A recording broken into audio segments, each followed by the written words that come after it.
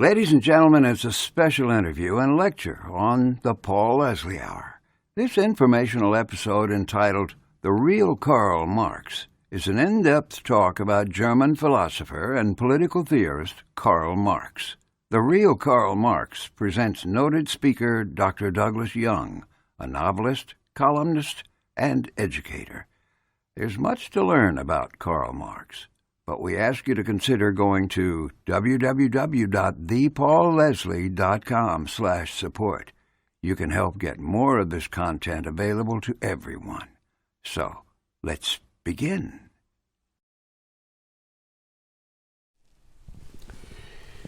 Today's special episode is an interview of Dr. Douglas Young, inspired by a lecture he has given many times on Marxism.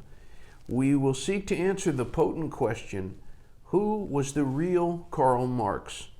In doing so, we hope to see more clearly this picture of Karl Marx and what you have called one of the most profoundly influential philosophies. Dr. Douglas Young, thank you so much for this interesting lecture combined interview. Thank you very much for having me, Paul. I'm honored to be here. It's a pleasure.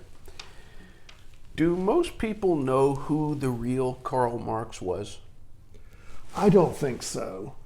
My guess is that most folks have no idea who Karl Marx was, and there are probably a lot of more educated people who think that they would recognize the name, but they really don't know anything about him. Some folks would know that he's the father of communism, but that's about it, I think. Can the theory of communism be summed up succinctly?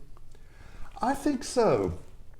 I believe that communism is a political ideology or philosophy or school of thought or secular religion which holds that all capitalism is utterly evil and the entire capitalist system must be completely destroyed and replaced with a new one in which the order of the day is government enforced equality of results for all. What in 2022 America is called equity. Karl Marx, if I might add, Marx wrote that communism can be summed up in one sentence: abolish all private property. Marx also wrote that my object in life is to dethrone God and destroy capitalism. Was there anything from Karl Marx's early years that you believe influenced him in formulating his belief system? Yes. Marx was born in 1818 in Germany. He was the son of a very prosperous, successful attorney. Marx grew up in very bourgeois surroundings, ironically, for the father of communism. It's fascinating, I think, that every single significant communist leader of whom I'm aware, either a theoretical, philosophical one or a political one, grew up in very bourgeois circumstances. Even though communism extols the proletariat, the industrial working class, or poor people, or like in Asia, peasant farmers, I can't think of a single significant communist who was reared anything but middle or upper class, whether you're talking about Marx, Engels. I mean, Engels came from a wealthy family of textile mill owners in England. He liked to fox hunt and drink champagne. If you look at Vladimir Lenin, came from one of the first families of Moscow. Now Stalin was poor, but Trotsky certainly was not. Mao and Deng and the present Chinese leader, Xi Jinping, they all came from bourgeois circumstances. Fidel Castro was the illegitimate son of a wealthy plantation owner in Cuba. Ernesto Che Guevara came from bourgeois circumstances in Argentina. So Marx was extraordinarily blessed to be brought up in a 10-room home, the son of a successful attorney who owned wine vineyards. I don't think Marx ever had a physical day's labor in his life. So his family could afford him with an excellent education. And he would ultimately go to the University of Berlin. And so through his university studies, he was exposed to the whole range of Enlightenment philosophers or philosophers, and he would be profoundly influenced by a number of the radical Enlightenment philosophers, people like Jean-Jacques Rousseau of France, the philosophical patron saint of the French Revolution, who abhorred private property, thought that private property induced greed and inequality of results. Marx, I think, was also influenced by Rousseau's belief in the general will theory of government, that a few enlightened elites have the right, the moral duty to rule on behalf of the great masses. Marx also was very influenced in his university studies by Friedrich Hegel, the great German philosopher, who believed that all of history, all of humanity is an endless struggle between a thesis and its antithesis. And Marx would adapt this to Marxism or communism with the notion that you have class conflict between the bourgeoisie, the upper and middle class capitalist property owning haves, versus the downtrodden industrial proletariat, the have-nots. Marx saw life in terms of opposites. He was someone who was an absolutist. He saw the world divided into stark contrast between black and white, good and evil. There were no variations of gray in the Marxist worldview, and I think that he was really influenced by Hegel in that regard. Marx also was very much influenced by the secular nature of his upbringing, which I find really intriguing, because Marx came from a long, long line of rabbis on both sides of his family tree. I mean, historically, the Marx family was extremely devoutly Jewish and Orthodox Jewish. In fact, both of Marx's grandfathers were Orthodox rabbis. But Marx's father may well have been the first secular Marx in the Marx family tree. His father, as I said earlier, became an attorney. And so Marx grew up in a secular household without the influence of religion. So he did not grow up religious. Now, his father, I think, to protect his own career and to protect his children from the virulent anti-Semitism of Europe at that time, especially in places like Germany, the Ukraine, Russia, Marx Sr., Marx's father, had the family converted to Lutheranism, which was the state religion of Germany. But even though I believe the children were baptized Lutheran, they did not have a Christian or a Jewish upbringing. And so Marx, I think that made it a lot easier for Marx to really rebel against religion, because he didn't have any Judeo-Christian roots coming up. He had no emotional connection to religion.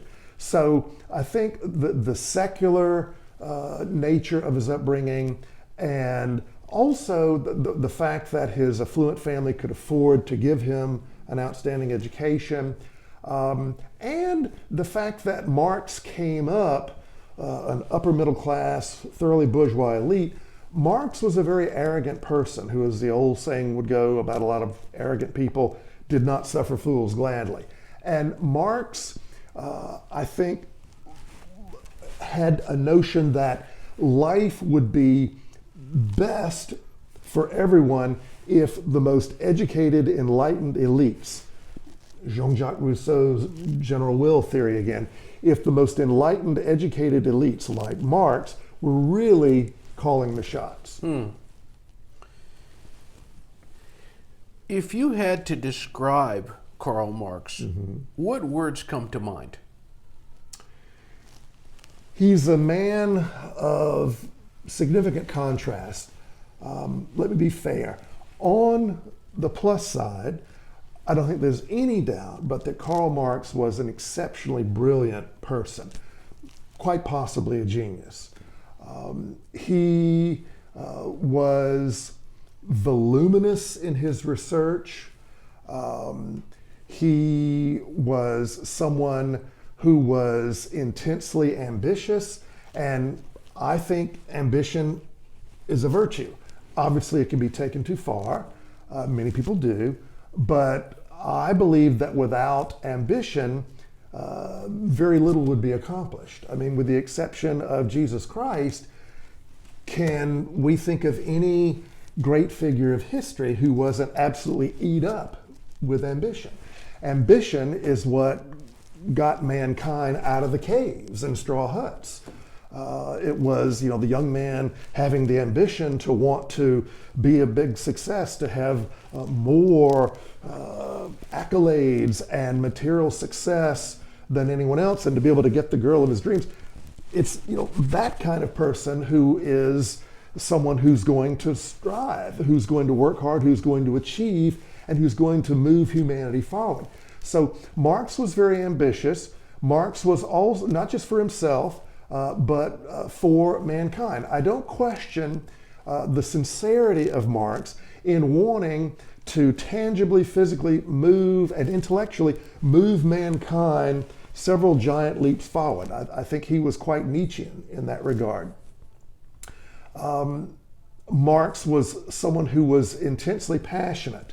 I don't question his sincere motive, wanting to dramatically improve the lot of the mass of people, particularly the industrial working class, who he was convinced were horribly exploited.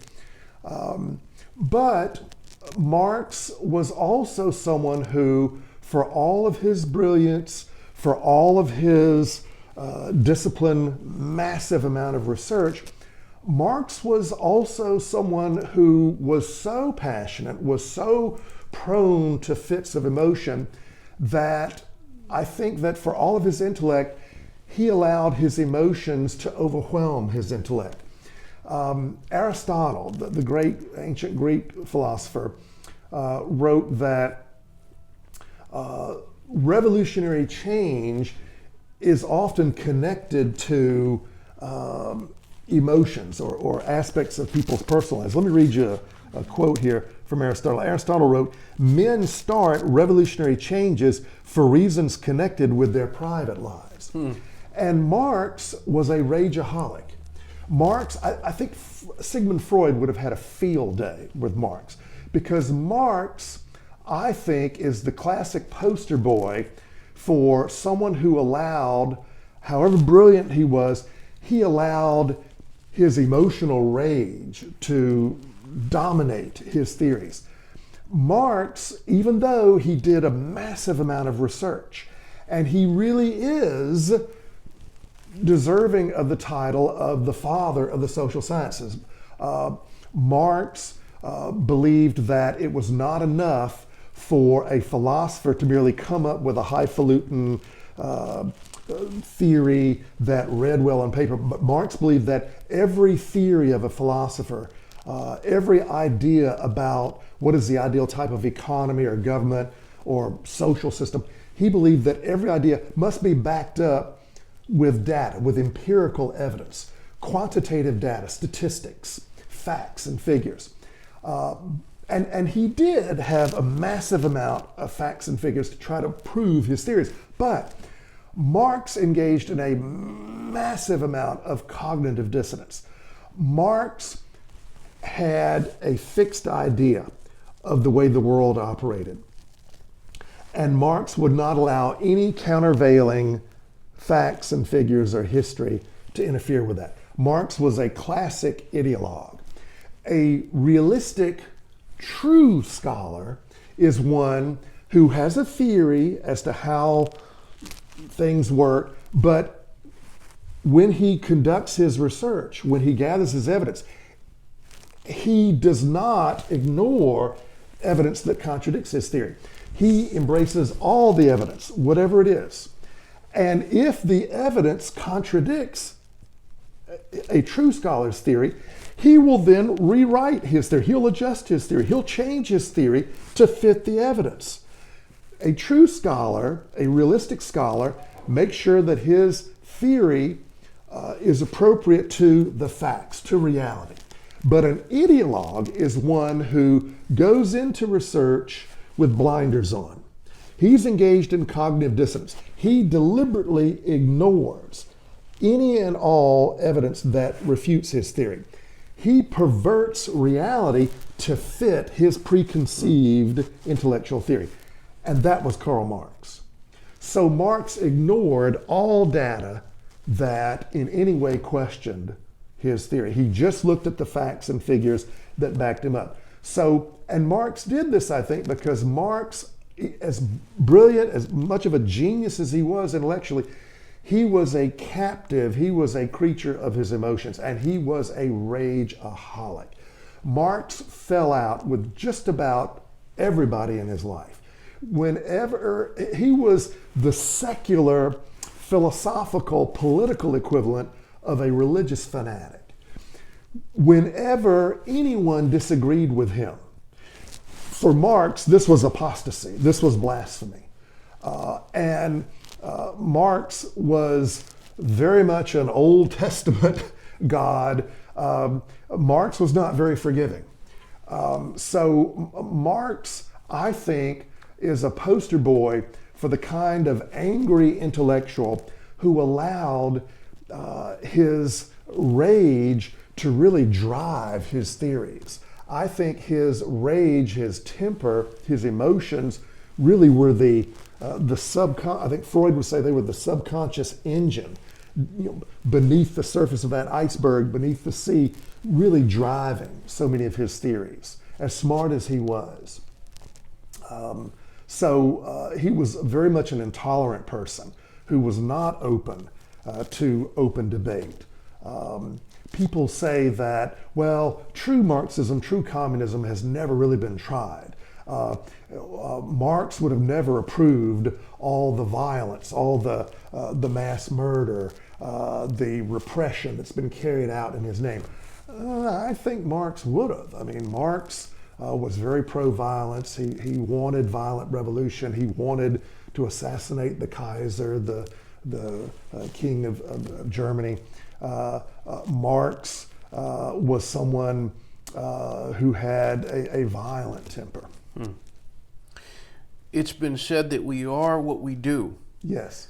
What could be said of how Karl Marx spent his time?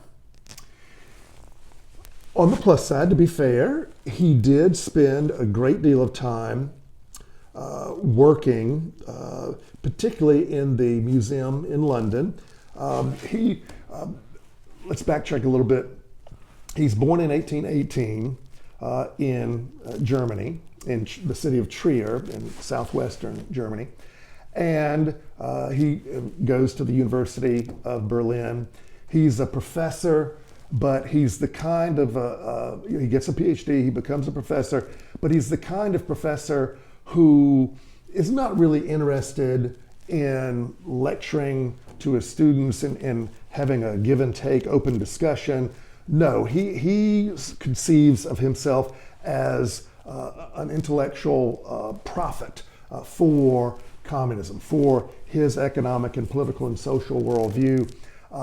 He is an evangelist, a political activist for his theories. He doesn't last long in academia. He's so committed to revolution that he has a revolutionary publication, and he wants to assassinate the Kaiser. He wants to overthrow the government of Germany. He's running a revolutionary newspaper, and he's ultimately exiled from Germany. The Germans don't want him there because they see him as too radical. So he moves to Paris, historically the city of political exiles, and of so many radical philosophers, including a lot of communists. Jean-Paul Sartre, Deng Xiaoping became a communist in Paris. Ayatollah Ruhollah Khomeini, when he was exiled by the Shah from Iran, would go to Paris, where he would make revolutionary tapes sent back to the Shah's Iran. Well, in Paris, Marx would have another revolutionary newspaper. But then when the revolution of 1848 in France came about, the government kicked Marx out of France, saying this guy's too radical. So Marx in 1848 moves to London, where he would spend the next 35 and the last 35 years of his life until his death at not quite 65 in 1883. So the lion's share, the vast majority of the work, of the writings of Karl Marx took place in London. And what he would do in London for 3.5 decades would be, when he would work, he would go to the London Museum, where he would do a tremendous amount of research and writing. And he did a lot of work in that regard. I mean, he certainly wrote a lot of books and a lot of articles in academic journals. He and his writing partner, brother communist Friedrich Engels. Marx was the main ideas man. But Marx was someone who did not keep regular hours. He never had a job for the last 35 years of his life. He smoked too much, cheap cigars. He drank way too much. He would sometimes, on his way home from the London Museum, he would stop in at each pub on the way home and drink a pint. But the problem was there were 18 pubs on the way home, and he would get terribly drunk. He would sometimes, in the streets of London, he would throw rocks at the street lamps. He really hated the bourgeoisie. He blamed the bourgeoisie, the capitalist middle and upper classes, for his dire poverty in London. The fact is, Marx, after he was no longer working on this newspaper in Paris, for the next 35 years of his life, he never had a job. So he was not bringing home a paycheck. And his books and his journal articles were not making much money at all. And he was deeply embittered by this. He was enraged by this. And he kept a really poor personal hygiene. He didn't bathe. And because of that, he suffered from carbuncles or boils around his body, even on his genitals and on his tail. In fact, the carbuncles, the boils on his butt were so bad when he was writing Das Kapital, which is the Communist Bible. It's over 1,000 pages. That's his most massive critique of capitalism, published in 1867. Well, Marx couldn't even finish Das Kapital seated. He had to finish it standing up. And he would take a razor blade and bleed the boils on his rump, and he would be shouting at the bourgeoisie. And for the man who thought that he had discovered the holy grail of economic theory, he thought that he was the greatest economic genius of all time, the father of scientific socialism, the one economic theory that was backed up entirely by scientific, empirical, statistical research. He was somehow never able to make the intellectual leap from the notion that maybe there's a connection between his not getting a job and his family being in dire poverty. That was apparently an intellectual bridge too far. The irony is Marx never visited a factory. He never ran a fruit stand. He knew nothing about the practical realities of running a business. And most of his correspondence with Friedrich Engels boiled down to, please send money.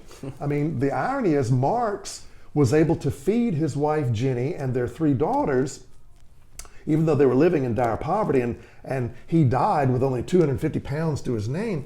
But Marx was able to financially get by welfare checks coming from Engels. And the irony of that is Friedrich Engels was very wealthy because the Engels family owned a whole fleet of, wait for it, textile mills throughout England. And textile mills were the most hated of all the laissez-faire, almost utterly unregulated by government capitalist businesses that employed the most dirt poor women and children doing horrible physical labor, so many hours a day for almost no wages. And in all the correspondence between Marx and Engels, Marx never asked that Engels ever institute a single Marxist communist reform in any of these textile mills. And Engels never wanted any reforms. He never instituted any because they didn't want to do anything to harm the capitalist goose providing their golden eggs.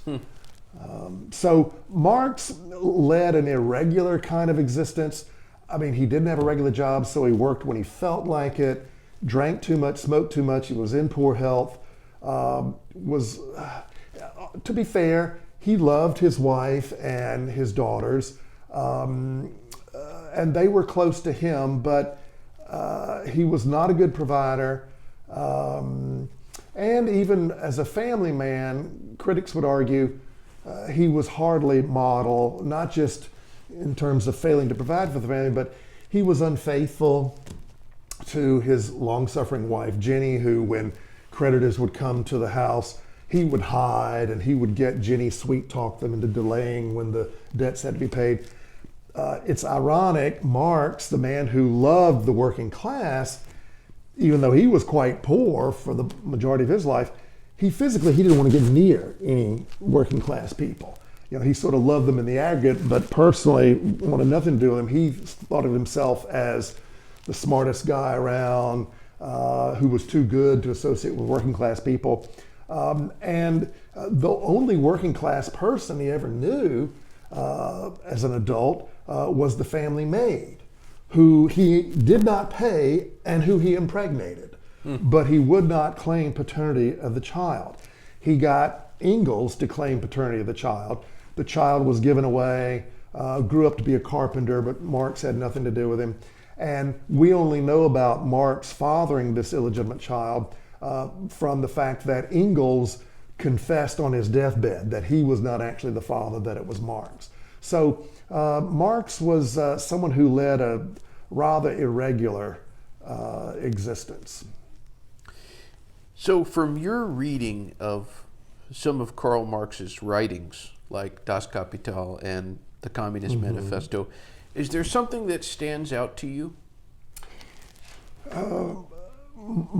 Marx's writings are rather turgid. The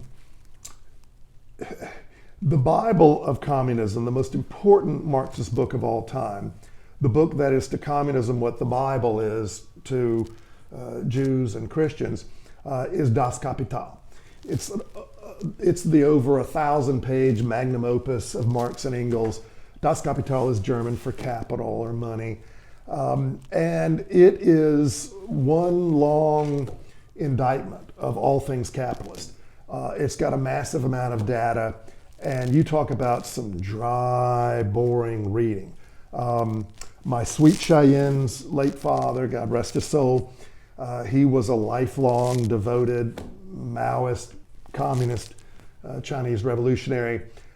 He was so proud that he read all of Das Kapital. God bless him. If I was to urge people to read just one book of Marx, it would be Marx and Engels' The Communist Manifesto, which is a 58-page cliff notes of communism, if you will, published in 1848, the first year he was in London.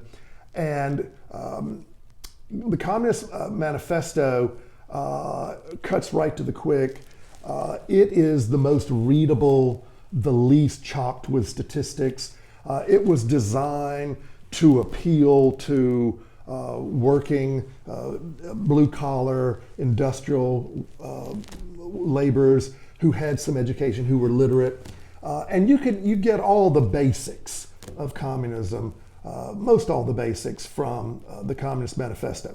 But Marx was, from my perspective, was not a good writer. To his credit, he did do a lot of research, but again, as mentioned earlier, he studiously avoided including in his writings any research that in the least bit contradicted his theories. What do you think was truly behind his theories? What was the core of what was driving his fervor? I think, in a word, it would be rage. Marx was like, I think, a lot of academics.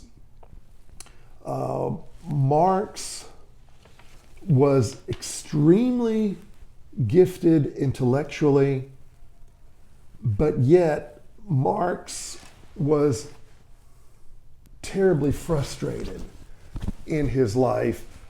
He grew up in extraordinary privilege, especially for a child of the 19th century, when and where he was. I mean, he was extremely affluent growing up, and yet, even though he was this great student, and he was a professor, and he was brilliant, and he got a lot of books published and journal articles published, but he lived his life in dire poverty as an adult.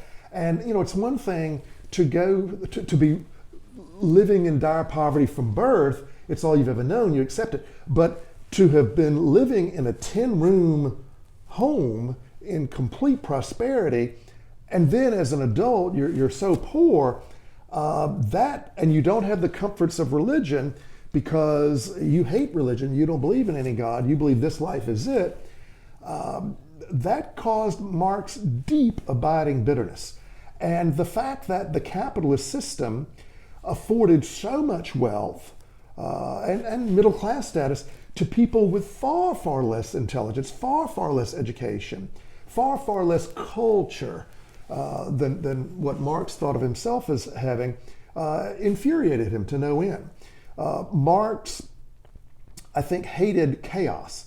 He hated freedom because he didn't like the choices that people made with their freedom.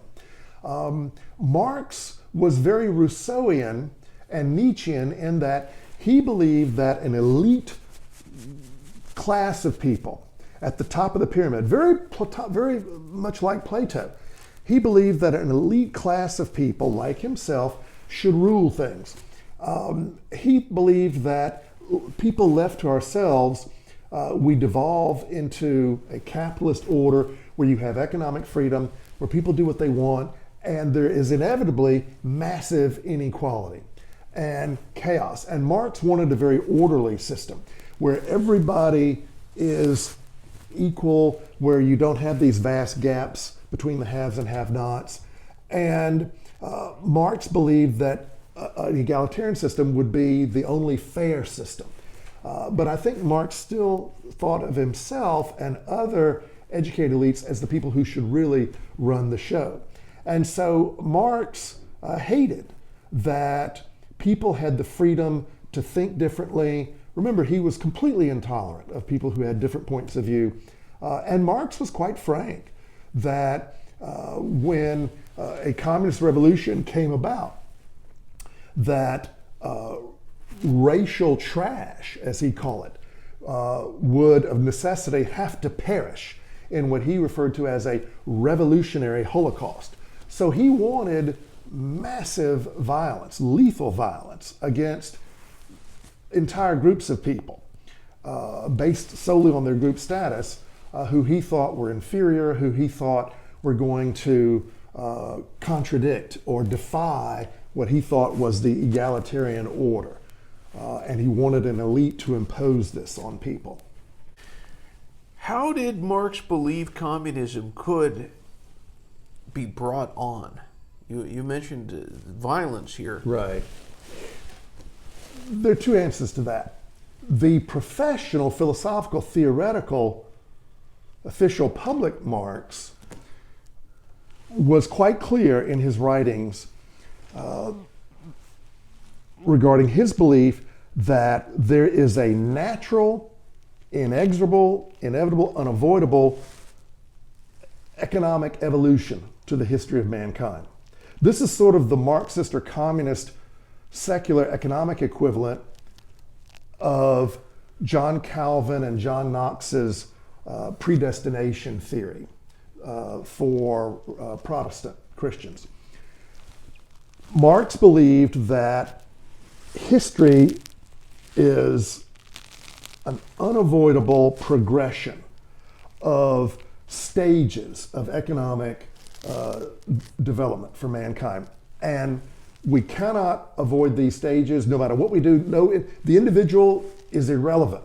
Marx, like leftists, like communists, at least ever since the time of the French Revolution of 1789, Marx thought in terms of groups and larger, massive societal forces of history guiding us all us individuals in these massive tidal waves.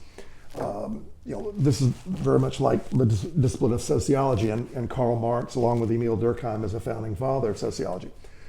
Marx believed that there are certain stages of economic history, and this theory, communist theory, is called dialectical materialism. And Marx believed that dialectical materialism illustrated to us how a communist revolution would come about. He believed that history teaches us that the first stage of human history is the primitive hunter-gathering phase. That's when we are basically cavemen, or just beyond cavemen. We hunt for our food, we hunt for meat, we gather berries and vegetables, and then we develop, we evolve into the second economic stage of dialectical materialism, which is feudalism. And this is when we develop crop row agriculture, and from that we develop eventually plantations. And we have a completely agriculturally dominated society, and we have plantation owners who own massive numbers of slaves. We have chattel human slavery. And then from feudalism, the third stage in dialectical materialism is capitalism. And with capitalism, we see the development of all kinds of non-agricultural businesses. The vast majority of them are small businesses. And with capitalism, with the rise of capitalism, we see the development of more cities and shops.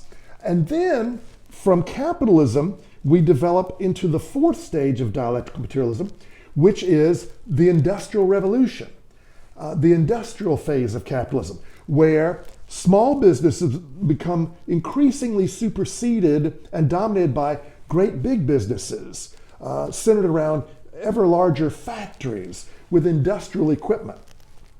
And it would be in the industrial phase, the industrial revolutionary chapter of dialectical materialism, when capitalism would produce the worst contrasts between the haves and have-nots, between the bourgeoisie, the capitalist property-owning haves, who own the factories, who own the businesses, and the poor, downtrodden, oppressed, ruthlessly exploited proletarians, or the proletariat, the proles, the industrial factory workers, the laboring class.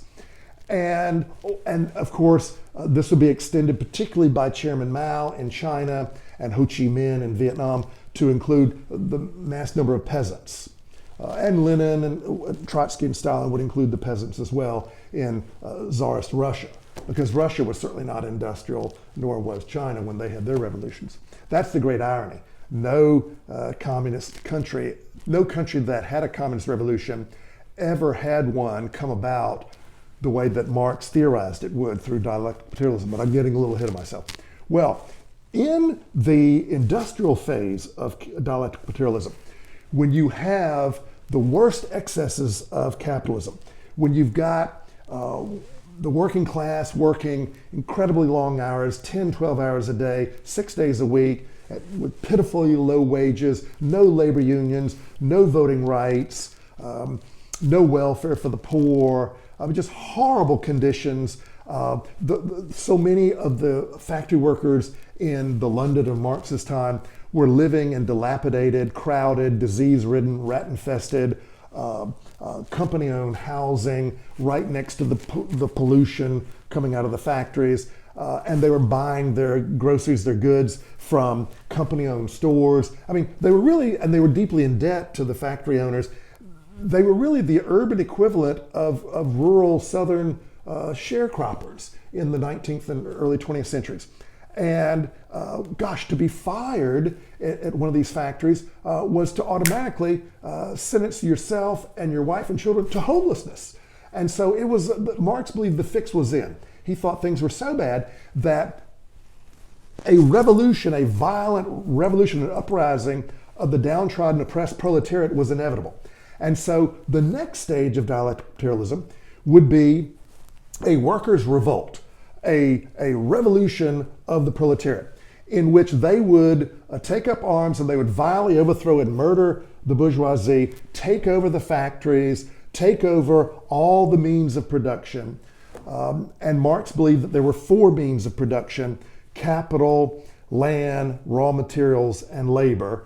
And the bourgeoisie had a monopoly on all 4. And because the bourgeoisie controlled the money, it was the only class with the money to afford to buy the land from which to extract the raw materials and on which to build the factories, in which to employ the laborers to process those raw materials into finished consumer products to make lots of money when they sell them.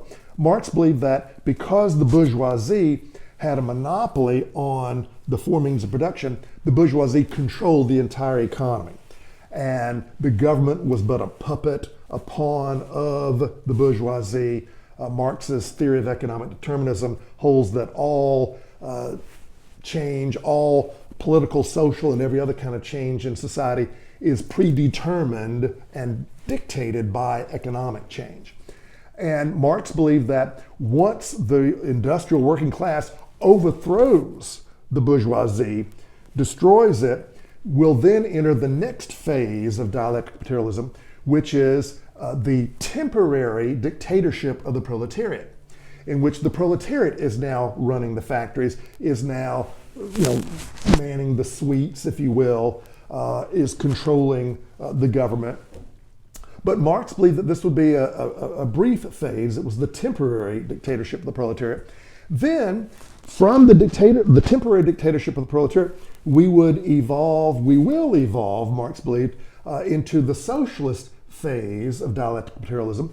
This is when the government owns and operates the biggest industries, the major industries, and then somehow, and Marx never gave us a clue as to how this would happen, but from the socialist phase of economic evolution, the state would somehow miraculously wither away, and we would evolve into the final, lasting, permanent, ultimate stage of human economic and social development, which will be communism, a stateless, classless utopia, a heaven on earth utopia, in which everybody in society would equally own all property. All property would be equally shared and shared alike. And the ruling ethos would be, perhaps Marx's most famous quote, "From each according to his ability, to each according to his need." Everybody will only do whatever he wants. If you want to be a plumber, you get to be a plumber. If he wants to be a car salesman, he gets to be a car salesman. If she wants to be a doctor, she gets to be a doctor. Whatever. Everybody does whatever he wants. Everybody contributes to the greater good of the whole, whatever he feels like, and everybody shares and shares alike equally. Now, Vladimir Lenin, not good Beetle John, bad commie Vlad, Vladimir Lenin was quite frank when he declared, and let me read his quote. Lenin complained that, quote, there is hardly a word on the economics of socialism to be found in Marx's work. And so to communists and other leftists who say, oh, but all the horrible economic catastrophe that was every single communist economy in history, they were not truly communist societies. Well, if you read the writings of Lenin, and if you read Marx, you know Lenin was telling the truth. Marx offers zero hint, no suggestion, much less any kind of a program or 10-point set of guidelines as to how this temporary dictatorship of the proletariat is supposed to evolve into socialism and then especially into communism. So in practice, every communist government in history has been a Marxist-Leninist regime. Marx provides the theoretical foundation for the communist revolution, but Lenin really created the model for every communist government. And the way it worked was because communist economics in practice have never worked, because there is no incentive for people to get ahead. If everybody working in the factory is getting paid the same number of rubles at the end of the month, no matter how productive they are. I mean, if Paul Leslie is coming to work early every day, is working his tail off, and is producing 10 times more widgets an hour than Young, who's coming to work 2 hours late, drunk or hungover half the time. But at the end of the month, Mr. Leslie is not making one more ruble than Mr. Young. Why? I mean, Paul's a smart dude. He's not going to continue to work hard. So the communist economies had the lowest, the worst productivity rates in the world. Their economies were basket cases. And people living in communist countries didn't want communism.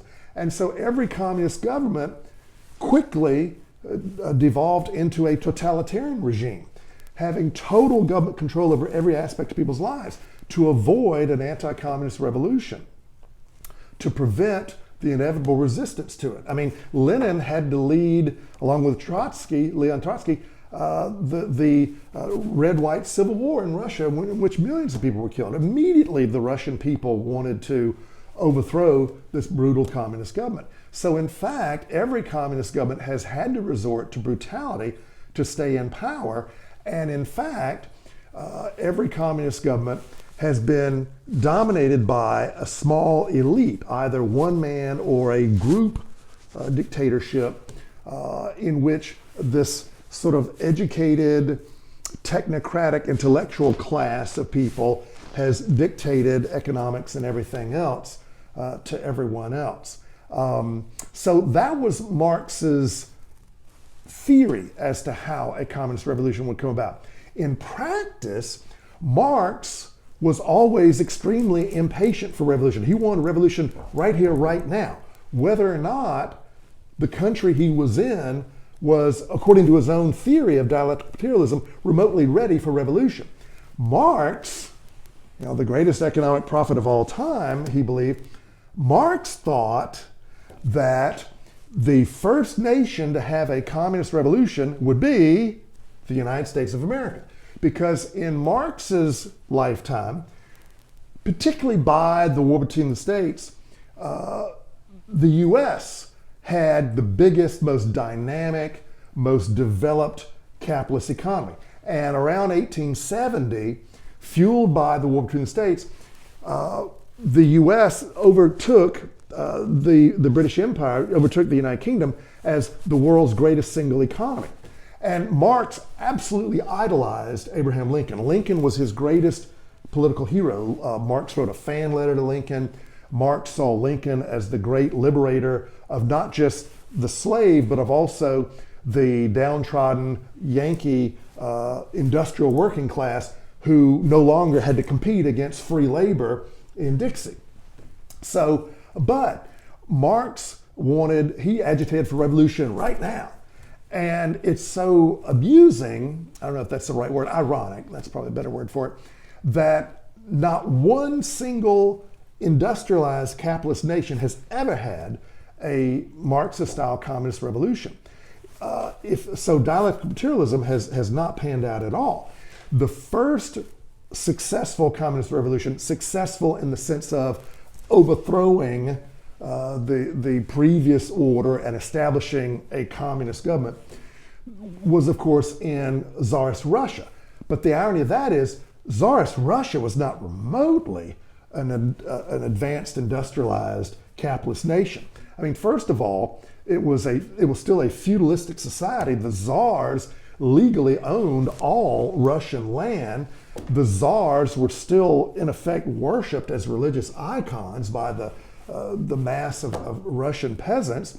Russia was overwhelmingly a primitive feudalistic society.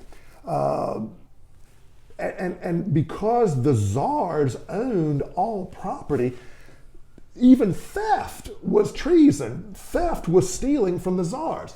So Tsarist Russia was certainly not a capitalist industrialized order. And neither were any of the Eastern European nations and Central European nations that were taken over by Joseph Stalin and the Red Army at the end of World War II. I mean, these were very poor agricultural nations, economically backward, industrially undeveloped, and not one of them had an authentic revolution. They had revolutions imposed upon them by the Red Army. And so this would include East Germany, Romania, Poland, Bulgaria, Hungary, Czechoslovakia, and then Albania would have a communist government. Well, Albania was a primitive non-industrial society as well. If we look at North Korea, we gave the Russians naively North Korea at the end of World War II. Well, North Korea was a primitive pre-industrial society economically. And then, of course, China.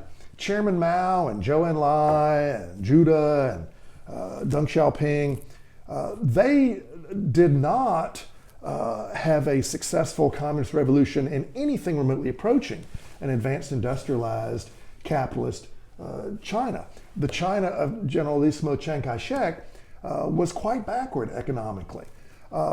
Ditto regarding the pre-communist society that Ho Chi Minh was able to lead a successful communist revolt in Vietnam. Ditto regarding Pol Pot's pre-communist Cambodia. The Khmer Rouge, the Cambodian communists, they overthrew a peasant society. Ditto regarding the communist revolution in Laos.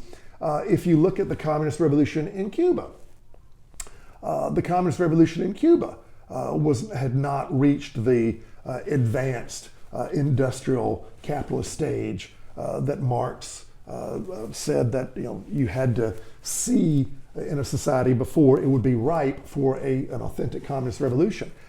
So again, if you look at Colonel Mengistu's Ethiopia in 1975, in East Africa, when Mengistu and his communist disciples overthrew His Majesty Emperor Haile Selassie II.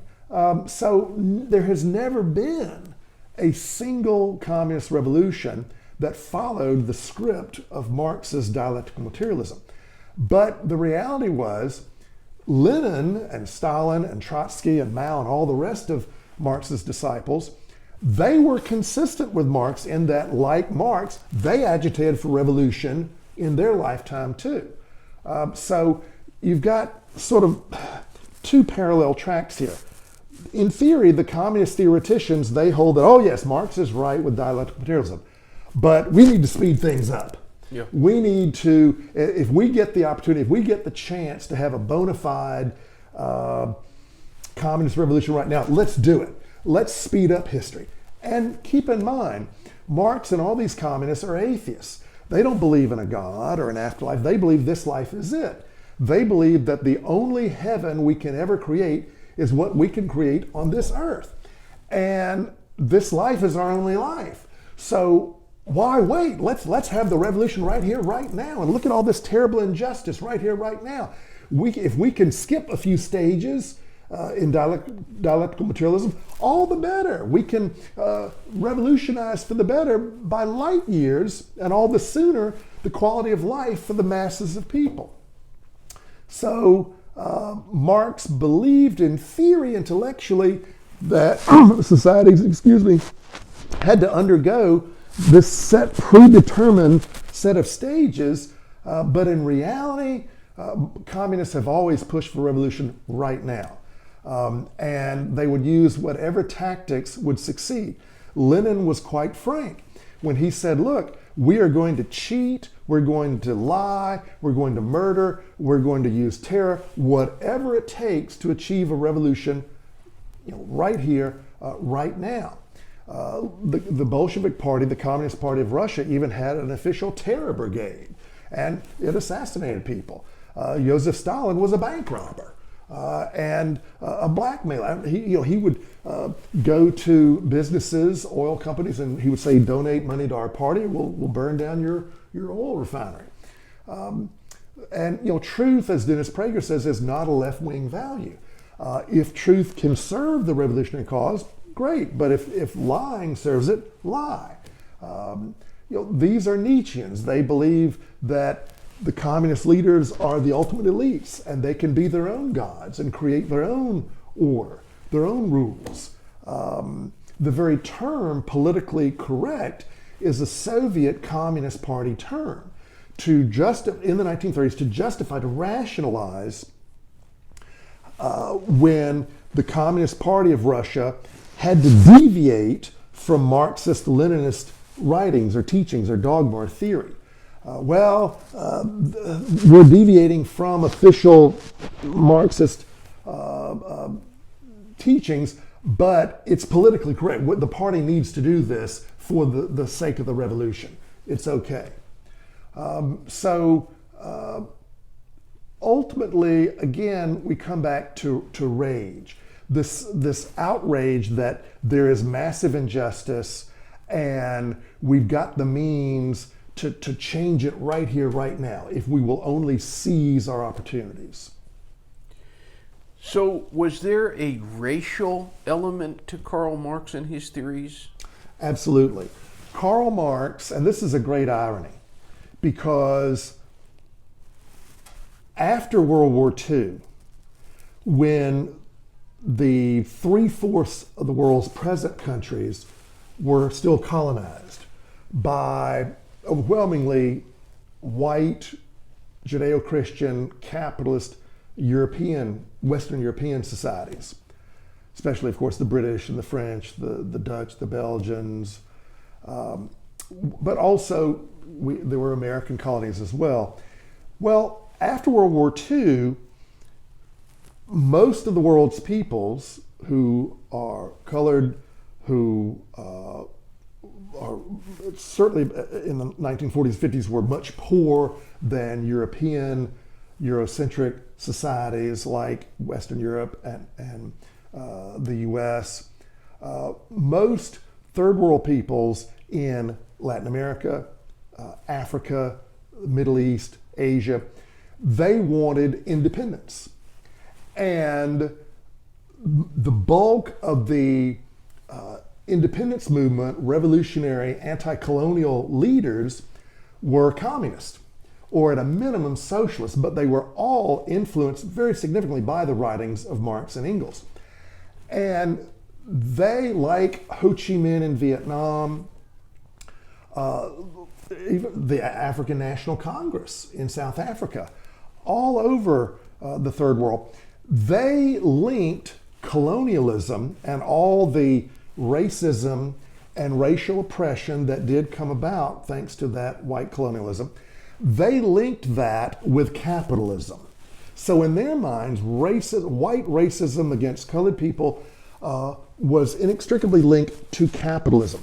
And they saw Marxism as not just a theory of economic liberation from economic exploitation, but I think they also saw it as the ideal theory for non-Caucasian people, for black and brown and yellow and red people, all God's children who are not white. They saw communism as the ideal political economic engine to also overthrow the whole evil structure of racism.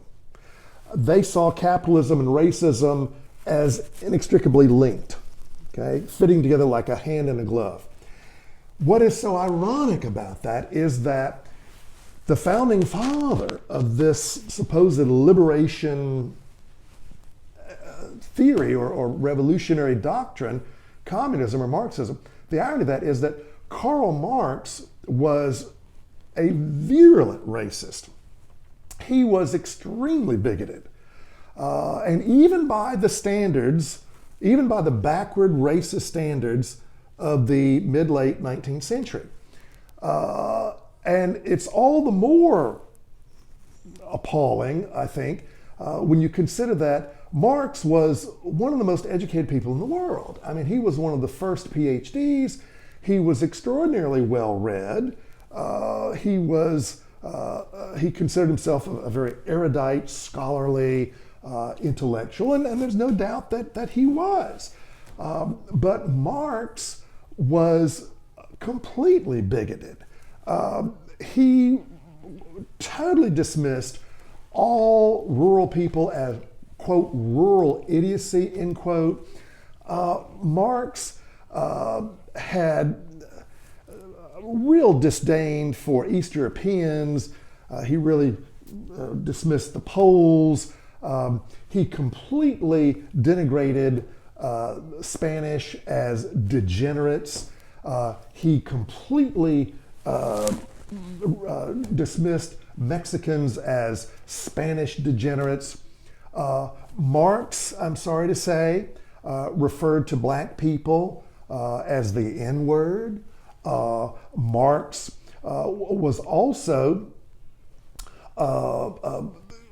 the ultimate poster boy, I believe, for the self-hating Jew. Marx referred to people as a, quote, a N-word Jew. He referred to someone as, quote, a dirty Jew, end quote.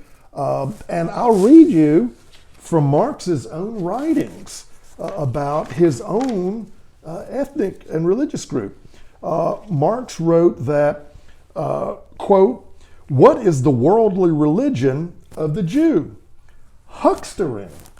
What is his God? Money." Marx actually wrote that communism, quote, would make the Jew impossible, end quote.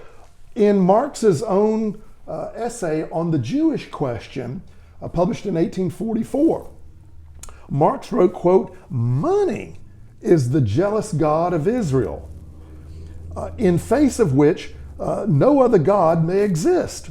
The social emancipation of the Jew," let me redo that. "The social emancipation of the Jew is the emancipation of society from Judaism."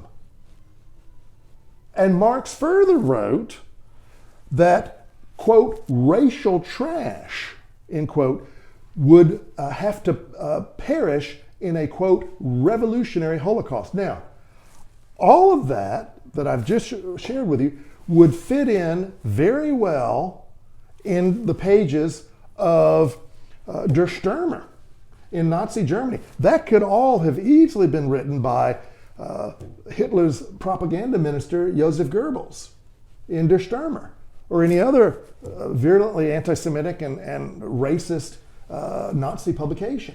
So Marx was completely racist, and I so wish that Marxist revolutionaries in the Third World, who were virtually all non-white, I wish they had known about just how unashamedly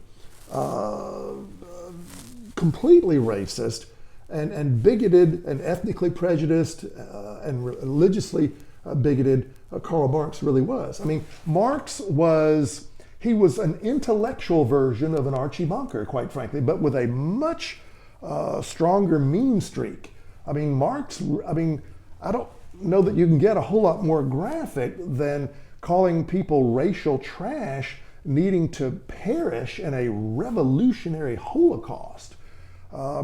So Marx was his racism and his complete intolerance and wanting to eliminate entire peoples was quite explicit. So in this age of cancel culture, one would think Karl Marx, there are statues of him Right. around the world. Isn't he ripe for cancellation? Why has he gotten a pass? Because he's the founding father of modern leftism. Modern leftism was birthed, its genesis was in the French Revolution with Les Jacobins, led by Maximilien Robespierre. In fact, the very term left wing and the term right wing originated with the French Revolution, when in the Revolutionary Parliament and the General Assembly you had the less radical revolutionaries, Les Girondins, sitting on the right side, and then the more radical revolutionaries wanting more rapid, massive change right now, they were Les Jacobins on the left. And of course, Les Jacobins would ultimately prevail by 1793, and they would give us Le Terror, and then by the spring of 1794, Le Grand Terror, and we would see massive violence. Well, Marx considered the French Revolution a noble failure, and so did Lenin and Stalin and Trotsky. They even named some of the big original Soviet communist battleships after the revolutionaries of the French Revolution, the Danton, the Marat. Marx believed that you have a certain elite group of educated, enlightened people who should run everything. And this has been a core leftist belief ever since. And truth is not an absolute. Remember, in leftism, there is no God, there are no 10 Commandments, there is no Christ golden rule of do unto others as you would have them do unto you. And so the elites make up the rules. And it would not do at all if the founding father of modern leftism, Karl Marx, is shown up to be a pretty virulent racist. So that part of the record is simply covered up. I mean, I'm reminded of how if you go to, when I travel to China, and I've been blessed to travel there a few times, I've been very blessed to travel all over that wonderful country. Well, China today, it has a communist government, and the Communist Party of China has a legal monopoly on all political power. But China is no longer, thank God, a totalitarian, traditional Marxist-Leninist communist dictatorship. It is a communist dictatorship, but it's a communist dictatorship with an enormous amount of capitalism, which has given the Chinese people a record amount of prosperity. So in China, you still have Chairman Mao, the founding father of the Chinese Communist Party, the leader of the Chinese Communist Revolution, the first dictator of China from October 1st, 1949 until his death in early September of 1976. And his image alone is still on the front of every single communist bill. You know, all the yuan of every denomination has Chairman Mao's image on the front. And you go to Tiananmen Square, which is the holiest of holy sites in China, that's where you have the mausoleum, as they call it, where Chairman Mao's body is on display. And that's where the massive portrait of Chairman Mao hangs in front of Tiananmen Gate, overlooking Tiananmen Square. So Chairman Mao is still genuflected before. I mean, he's the George Washington of China, and that's how he saw himself. And he idolized Washington. But he adds legitimacy to the regime in terms of the regime can say, we are the descendants of Chairman Mao. The present Chinese leader since 2012, President Xi Jinping, his father was one of the original cadres, one of the first generation of communist ruling class rulers in China. But economically, clearly they have almost completely betrayed Chairman Mao economically, because Mao, man, I mean, he imposed a North Korean style total government control of the economic regime. I mean, North Korea's regime was modeled really after Mao's. But the fact that Mao's image is everywhere, that adds legitimacy to the communist aspect of the Communist Party rule in China. The Chinese government in recent decades, ever since Deng Xiaoping took power in the late 70s, and Deng had of course been purged by Mao during the Cultural Revolution from 1966 to 76, the official party line in China for decades has been that, Chairman Mao was great, but when he got old, he got a little confused and he made some mistakes in the Cultural Revolution. And there were some errors in judgment. But that's it. I mean, most of Chairman Mao's rule is still seen as just, almost godly. You can't be really honest about the full Mao, or you'll lose your job, or you'll be thrown in jail. The same is true regarding Marx. Marx, the less pleasant, the really vile sides of Marx are conveniently ignored because that just wouldn't do. I mean, it's just like leftists in cancel culture today in America. They get a pass because to go after them would be to undercut the legitimacy of leftism, of communism, of Marxism. And so, and the irony is, even though Marxism, perhaps the most famous quote from Marx is, "From each according to his ability, to each according to his need," Marxism or communism is the ultimate egalitarian philosophy. But as George Orwell wrote in his critique of communism, or one of his critiques of communism, the fable Animal Farm in 1945, all animals are equal, but some animals are more equal than others. So why is Marxism so attractive to intellectuals or so-called intellectuals? Because I think it reads so well and it feels so good. I think that so many, and it's, for all of its sins, Marxism, which is really synonymous with communism, Marxism idolizes the intellectual class.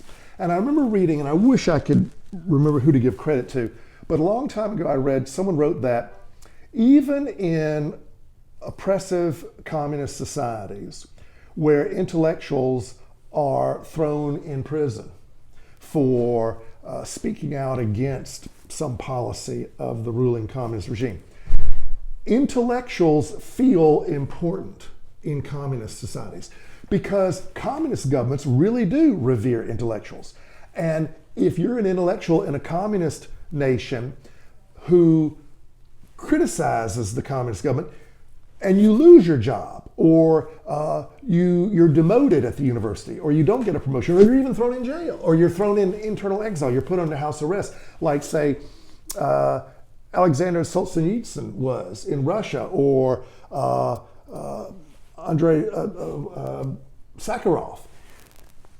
Marxist intellectuals will still feel like they're important, they're significant. It really bugs the heck out of a lot of American intellectuals, particularly the leftists, the communists, the Marxists on faculties, that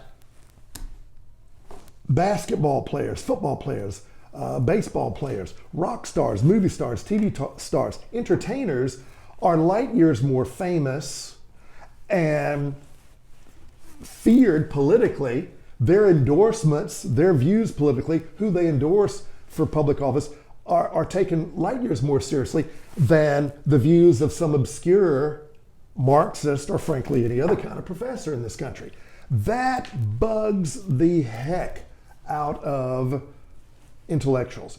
Intellectuals, I mean, I think of so many professors as representing sort of revenge of the nerds. I mean, let's face it, most of us who were professors, I was a professor for 33 and a half years, most of us who were professors, we were the smart kids in class, or at least we thought we were smart. We were smart in terms of we knew how to get good grades.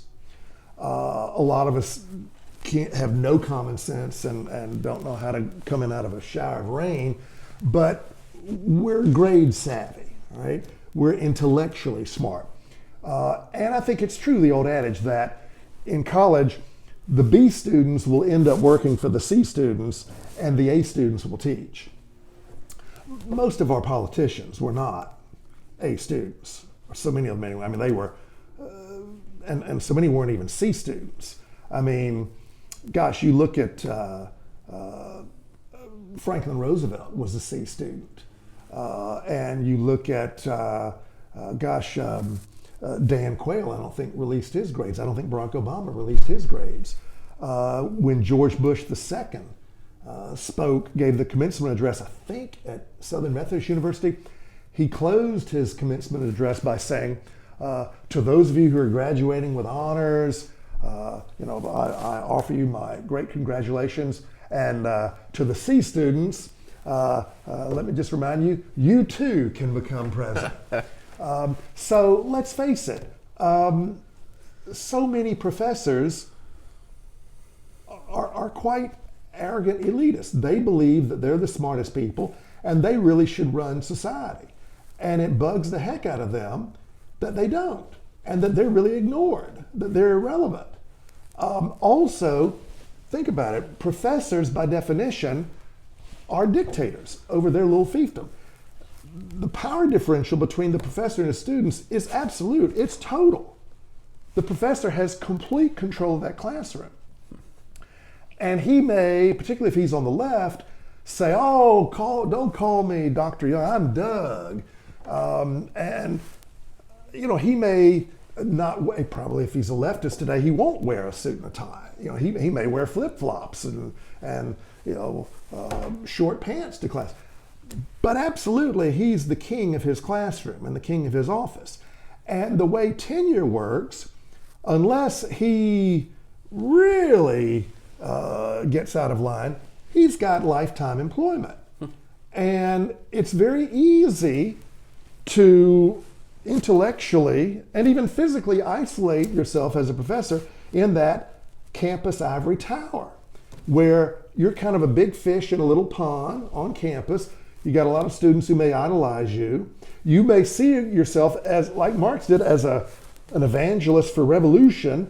You're using your lectern as a soapbox for agitprop lectures. You're wanting to lead the revolution, to inspire these young, naive, idealistic folks to lead the revolution. You can be sort of like Marx, like a philosophical founding father of it. And you see society as being terribly unequal. And the smart people like you, or as you think of yourself as being anyway, you're missing out. You're not doing all that great financially. You're probably comfortable, but you ought to know a lot. You ought to enjoy a lot more prosperity. Marx and Marxists believe that freedom is the enemy, that people will abuse their freedom to create inequality and not make the right choices. And so every communist government has been not just a government that controlled the economy, but it wanted total control over every aspect of people's lives. It transformed the schools into indoctrination centers where children would be brainwashed into being good communists. Vladimir Lenin was quite clear: let me educate the children for 4 years, and the seeds I have sown will never be uprooted. And communists also want, because they're totalitarians, in every communist government, every Marxist-Leninist regime has taken over all the news media, has outlawed all freedoms of speech and press and assembly, all the means, all possible means of expression or communication or any other means with which any opposition could have any hope to stage a counter-revolution against the communists have been eliminated. So Marx was all about control. He wanted an elite, credentialed, well-educated, he believed cultured, erudite class of people to be at the top of the pyramid. And he wanted the mass of people to be equal, but he really wanted this elite ruling class to run the show, which is how every communist society has operated. And quite frankly, that's the way a lot of universities operate. You've got an elite class of people running the show. So I think it's not the least bit coincidental that so many university intellectual professors still idolize Marx. I'll never forget one professor told me, and he was a journalism professor, he said, oh, and then I read Marx and that just opened up a whole new world for me. A former student of mine who went on to graduate school in political science at a major university, I'll never forget, he told me that when he read Marx, he realized Marx is just the bomb. And think about it, I mean, Marx, I think, reads a lot better on the paper than Marxism is lived in practice. It has a lot of appeal to people who lead and man the barricades of social justice movements. You've got, and there are a lot of similarities between Marxism or communism and Judeo-Christianity in that, think about it, they both have a holy book, either the Bible or Das Kapital. They both have a clear good versus evil mindset. There's a real clear conflict between good and evil. They both have a sacred or good class, the Jews or the Christians or believers or the proletariat. They both have an evil class, the unbelievers, the oppressors, the bourgeoisie. They both really bash the haves. They both really want to improve the lives of the poor. Blessed are the poor, blessed are the meek. And it's harder for a rich man to enter the kingdom of heaven than it is for a camel to pass through the eye of a needle. Marx and communists want to destroy the ruling class, the bourgeoisie. And the communists, and also think about it, both Jews and Christians, as well as communists, they have a pantheon of saints, of martyrs. You go to any communist country and you'll see demonstrations and there'll be posters of Marx and Engels and Lenin and Stalin and Trotsky and Mao, Che Guevara, et cetera, et cetera. Well, we have saints in Catholic churches and apostles in Catholic and Protestant Christian churches.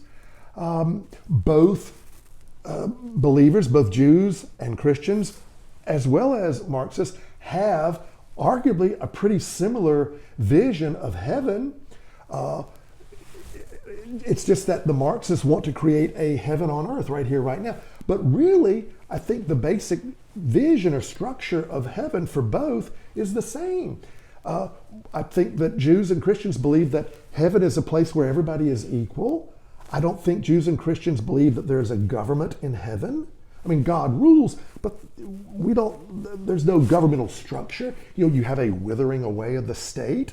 You have a classless, stateless utopia, do you not? I mean, I don't think those of us who are Christian or Jewish believe that in heaven you've got a ruling class of bourgeois, more senior, older angels who are taking advantage, who are exploiting junior new arrivals. I don't think it's like in the movie It's a Wonderful Life where Clarence has to earn his wings. I mean, no, we're all equal. And that's the communist, that's the final stage of dialectical materialism. That's communism, a stateless, classless utopia. I remember, God rest her soul, my wonderful grandmother Young, when she was old, and we went to Granddaddy's graveyard, the graveyard where his body is buried, and I hope this wasn't a sin, but I asked her, I wanted to get find out what her reaction would be. I said, now, Grandmama, now I'm reading about, there are some graveyards where when black folks are starting to get buried in the same graveyard as the white folks, some of the white folks' families are digging up their relatives' graves and moving them to another cemetery. What do you think about that, Grandmother? And Grandmother, I'll never forget, God rest her sweet soul, she said, well, we're going to all be together in heaven. Now, to this fine Christian lady's, in her mindset, in her world, she was born in rural South Carolina in the year of our Lord, 1908. She grew up and lived most of her life in a completely racially segregated, racist Jim Crow society. And the color line was the class line in her world growing up. Well, God bless her. She, in her vision of heaven, no, color doesn't matter. And so I do think there are a lot of ironic similarities between Judeo-Christianity and communism, at least in that final stage, and even before then. But there are massive differences, of course. Jews and Christians are restrained by the Ten Commandments, and Christians also by Christ's golden rule. Marxist communists are not.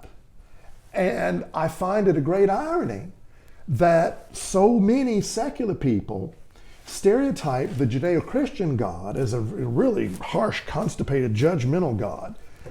But it strikes me that for all the judgment in the Bible, there's so much forgiveness.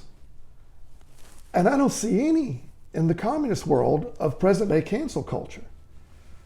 I mean, let's face it, if we review the Bible, just a real brief Cliff Notes thumbnail review, God gives one commandment to Adam and Eve, the first man and woman.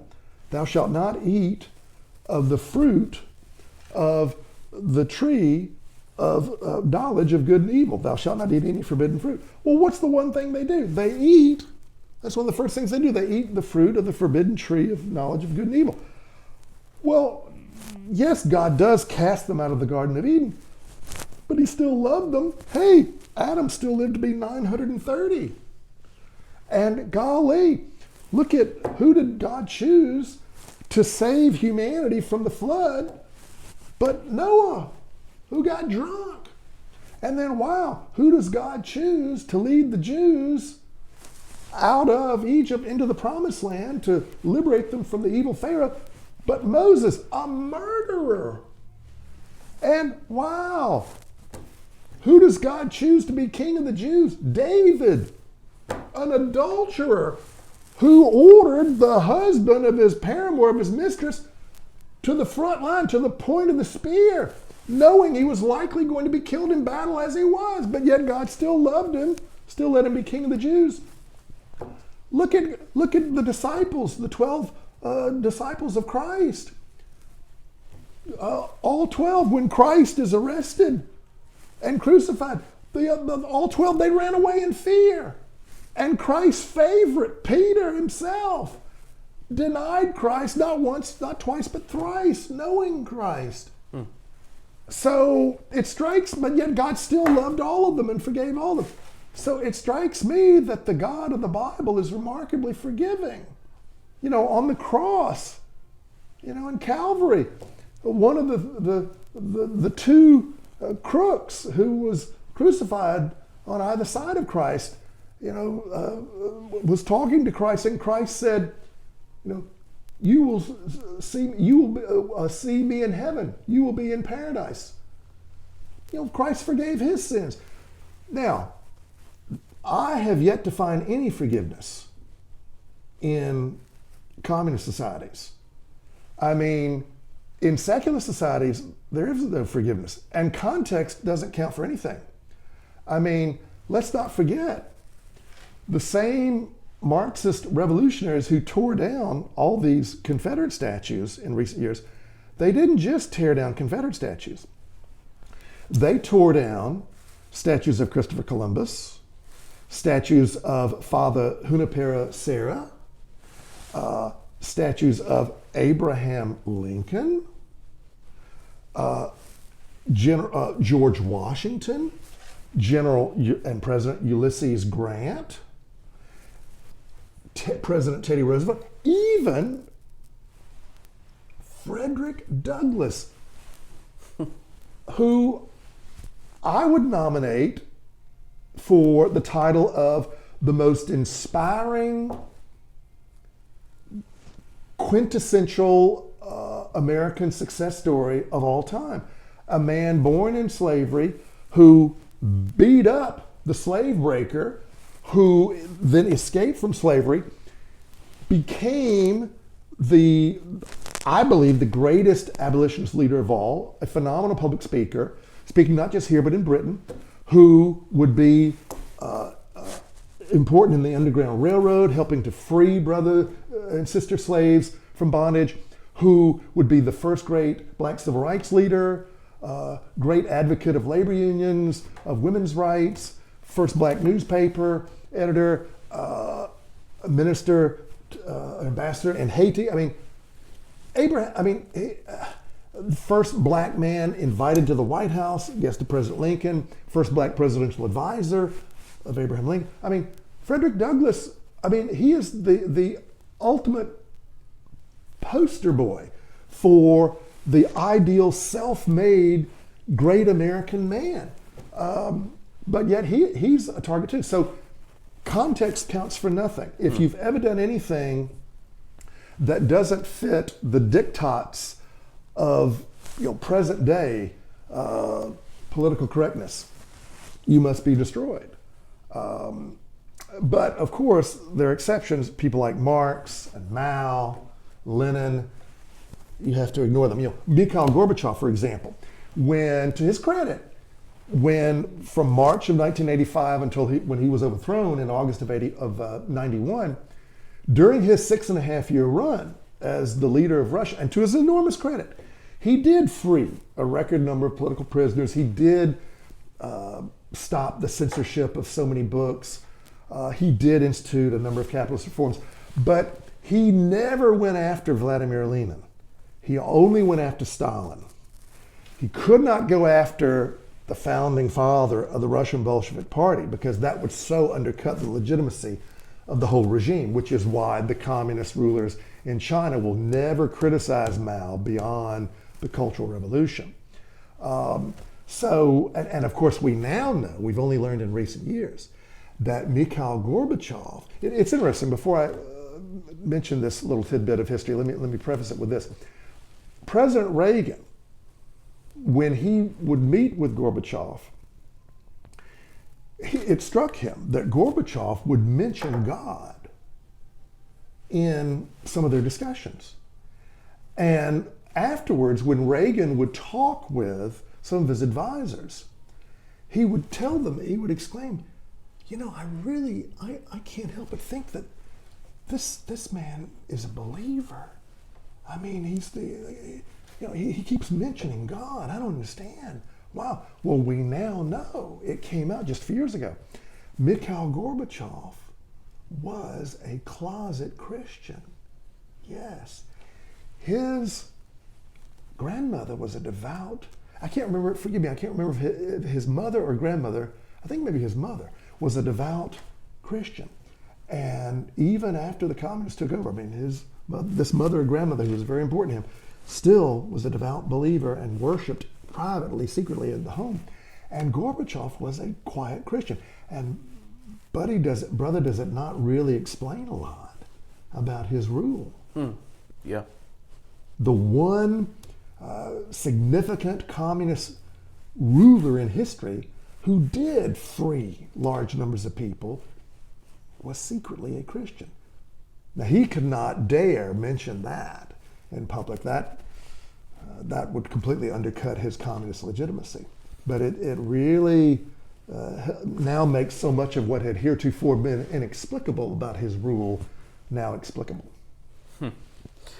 Well, these last few questions are somewhat opinion-oriented. Okay. Karl Marx said the philosophers have only interpreted the world in different ways. The point is to change it. Yes. How do you think Marxism has changed the world? Oh my goodness. I used to tell my classes, as I would start my lectures on Marxism, you cannot hope to have any remote understanding of the 20th century on planet Earth if you don't understand communism. You simply cannot. The fact is that Marxism or communism would really capture so much of the intellectual class of the Western world, spanning from London to Moscow in the late 19th and early 20th centuries. Communism became not just acceptable, but even popular with the educated elites long before it became more and more popular with the political elites and then the middle and a few working class people. And with the rise and dominance of Germany in intellectual circles, in terms of academia specifically, in the mid to late 19th century, American universities didn't even offer PhDs. And so we imported, starting in the latter half of the 19th century, we in America, our elite universities started importing all these German elite professors who were overwhelmingly Marxist or socialist, influenced by Marx, to create our PhD programs here.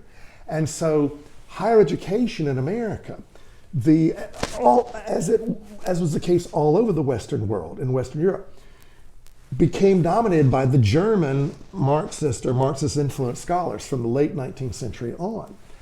And so with the rise of the Communist Bolshevik Party in Russia, led by the intellectual leaders of Lenin and Leon Trotsky, when the Bolshevik Party took over, oh my gosh, when it took over Russia, the Russian Empire, that revolutionized the whole world.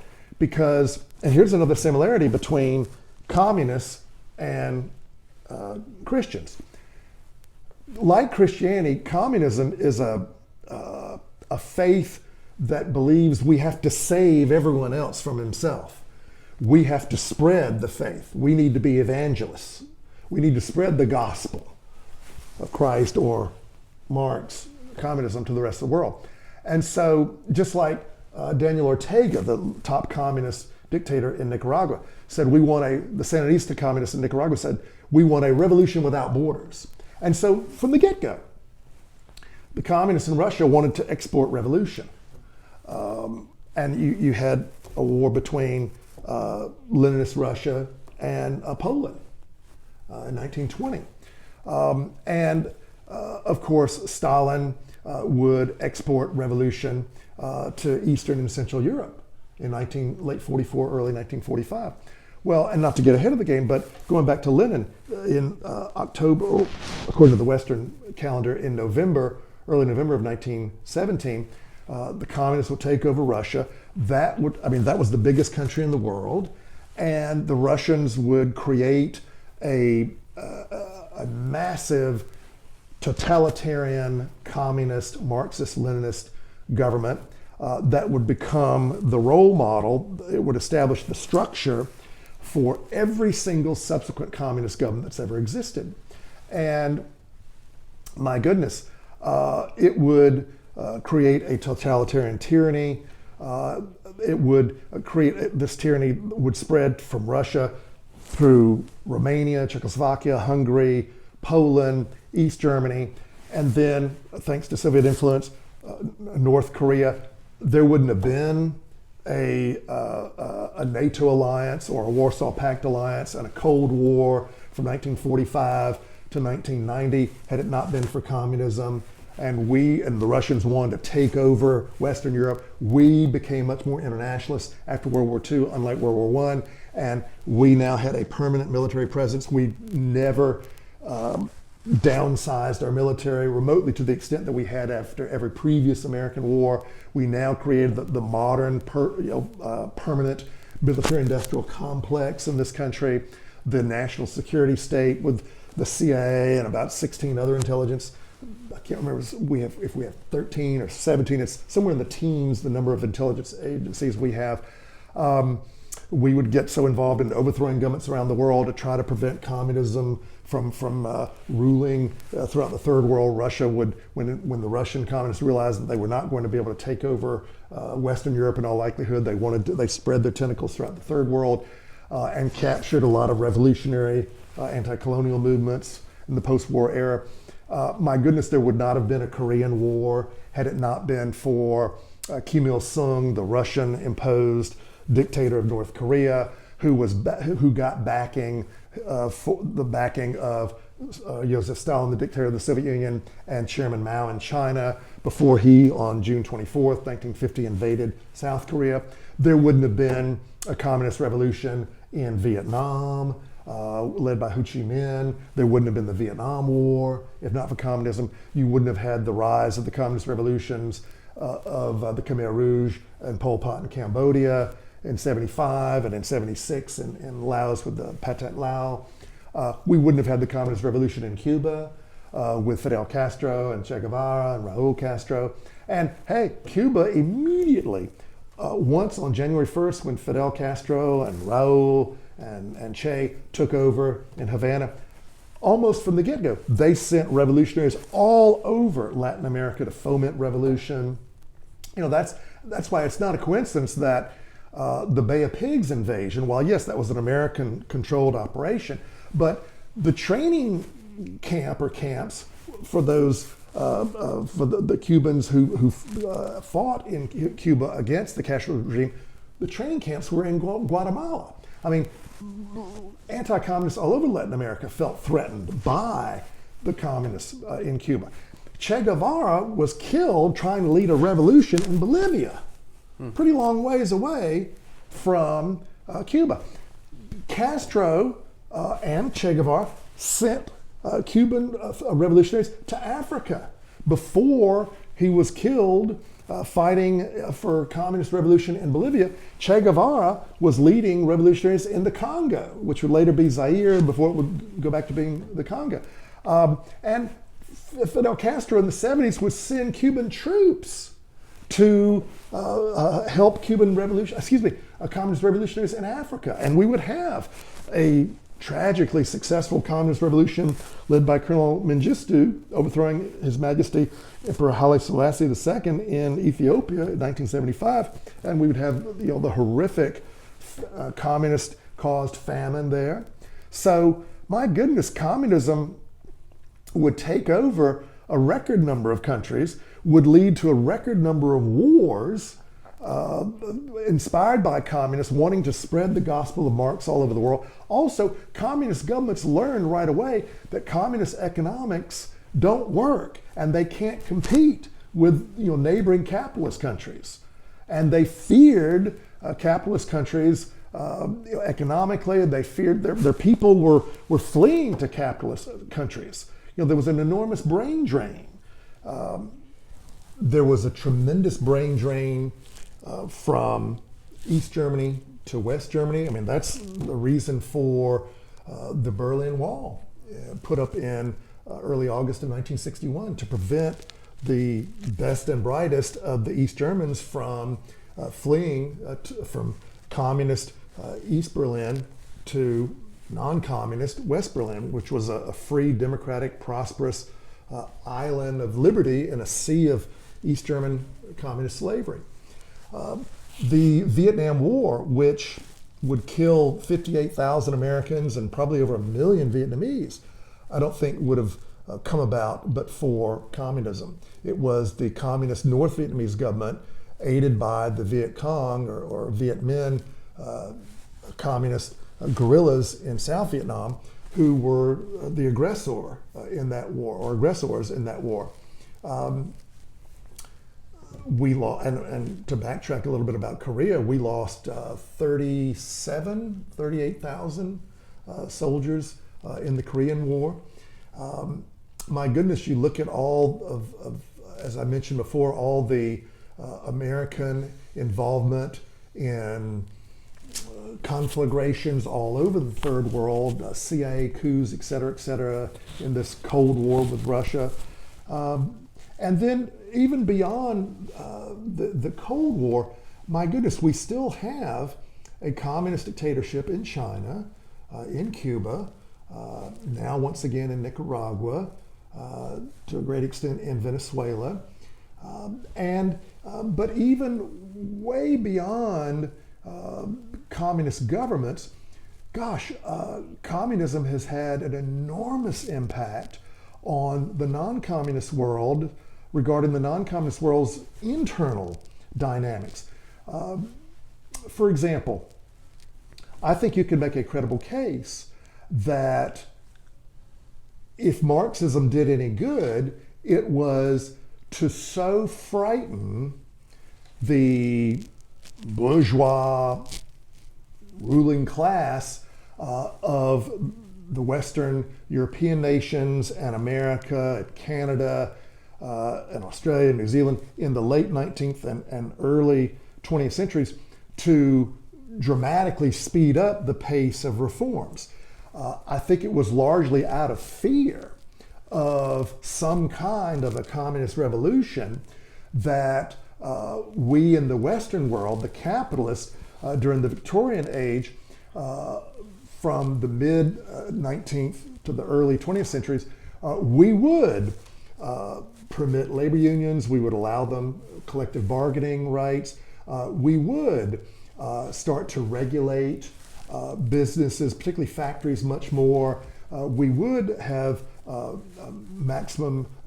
we'd have laws passed limiting the number of hours someone could work in a day.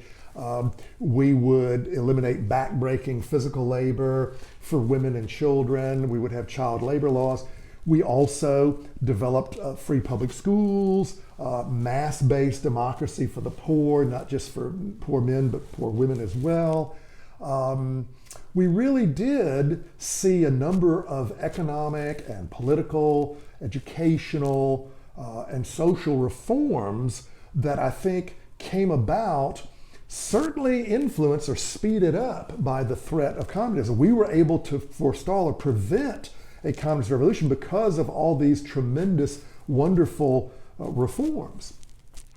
But still today, I think far more negatively, we see the enormous impact of communism around the world. I mean, with cries of how we have way too much economic exploitation and my goodness, the social justice movements are all heavily influenced by Marxism. Class envy, bashing the rich, bashing the haves. I mean, that's right out of the communist playbook. The very discipline of sociology is rooted in Marxism. Victimology, group identity, politics. Marxism does not see people as individuals. That's a distinctly Judeo-Christian, and really, that's a Jewish mindset that the Jews, to their enormous credit, created before. It's funny. People say, "Oh, that eye for an eye, tooth for a tooth mindset, that's terrible." That was a magnificent advance in history. Thank God the Jews came up with that, because before this Jewish concept of an eye for an eye, a tooth for a tooth, man, in ancient times, if anybody from your tribe did anything bad to anybody from my tribe, the notion was your whole tribe has got to be punished for that. There was no concept of individuality. You were but your father's son. You were but a member of your village or your tribe, right?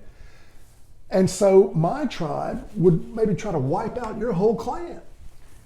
But thank God, with the Old Testament, the early Jews said, no, if Paul did something bad to my tribe or my family, Paul has to answer for that.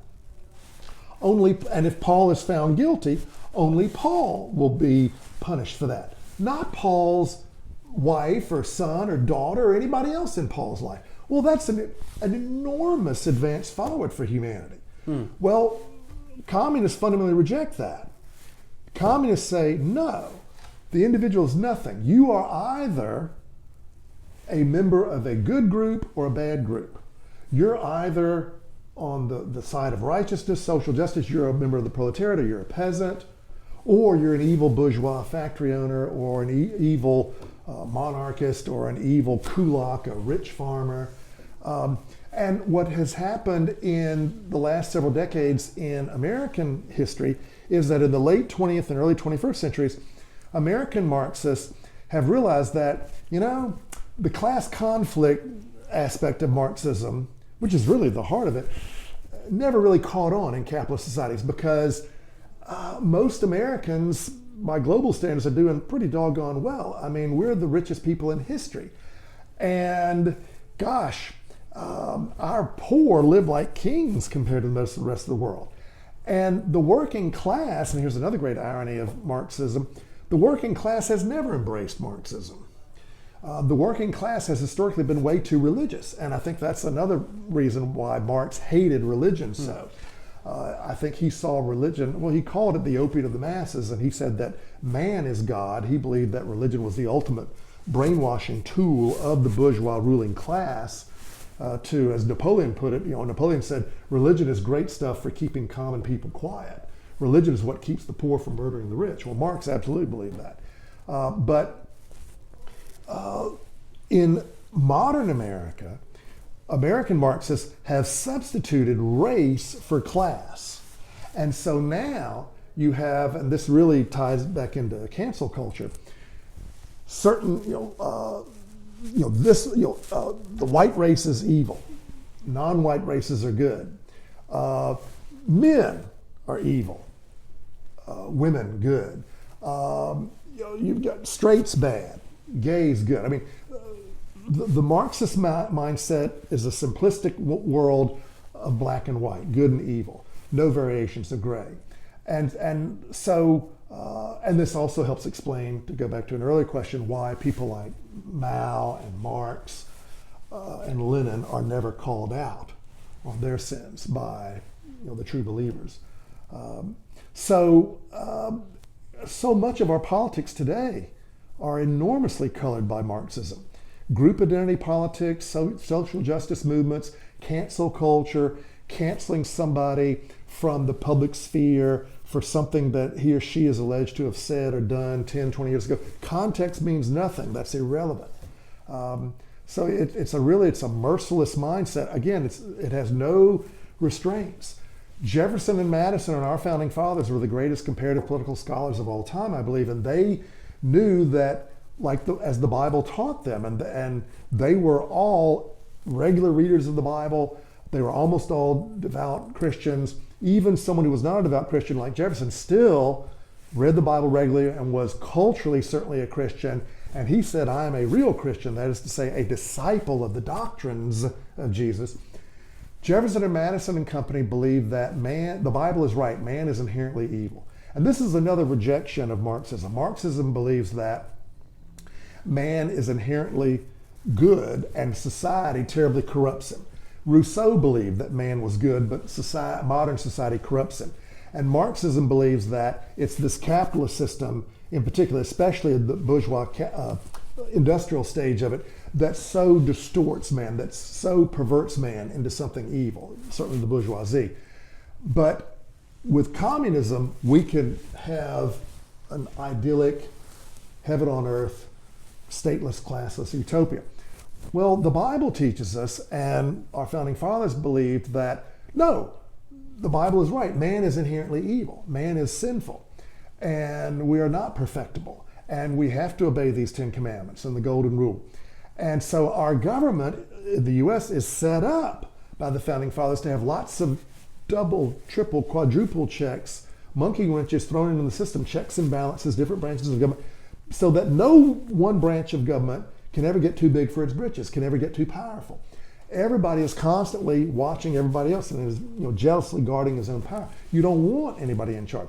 Well, that completely contradicts Marxism. Marxism says, no, we don't want any restraints. We don't want any brakes put on righteousness. The Marxists want an elite group of intellectuals to dominate everything. There should be no restraints.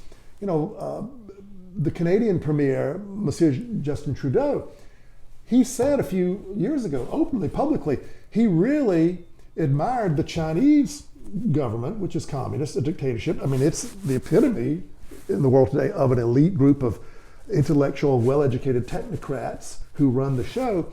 And Monsieur Trudeau was quite frank in saying, this is great. They can change things right away. They don't have to go through all these messy checks and balances, or like in his case, have to deal with a parliament.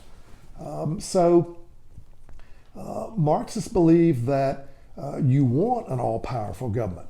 American Marxists see the American Constitution as the worst impediment of all, the ultimate stumbling block to the achievement of a true Marxian revolution and a Marxist government. And this is why Marxists want to destroy all of our statutes, not just Confederate, and they want to completely sully all of American history. If you look at the most influential American public high school American history textbook in recent decades, it's Howard Zinn's A People's History of the United States. Well, Howard Zinn was a member of the American Communist Party, which is totally controlled by Moscow. And Howard Zinn, in his history book, completely trashes American history. And when Dennis Prager interviewed Howard Zinn, not too long before he died, and Prager asked him, so did America do more good or more bad in history? And Zinn said probably more bad.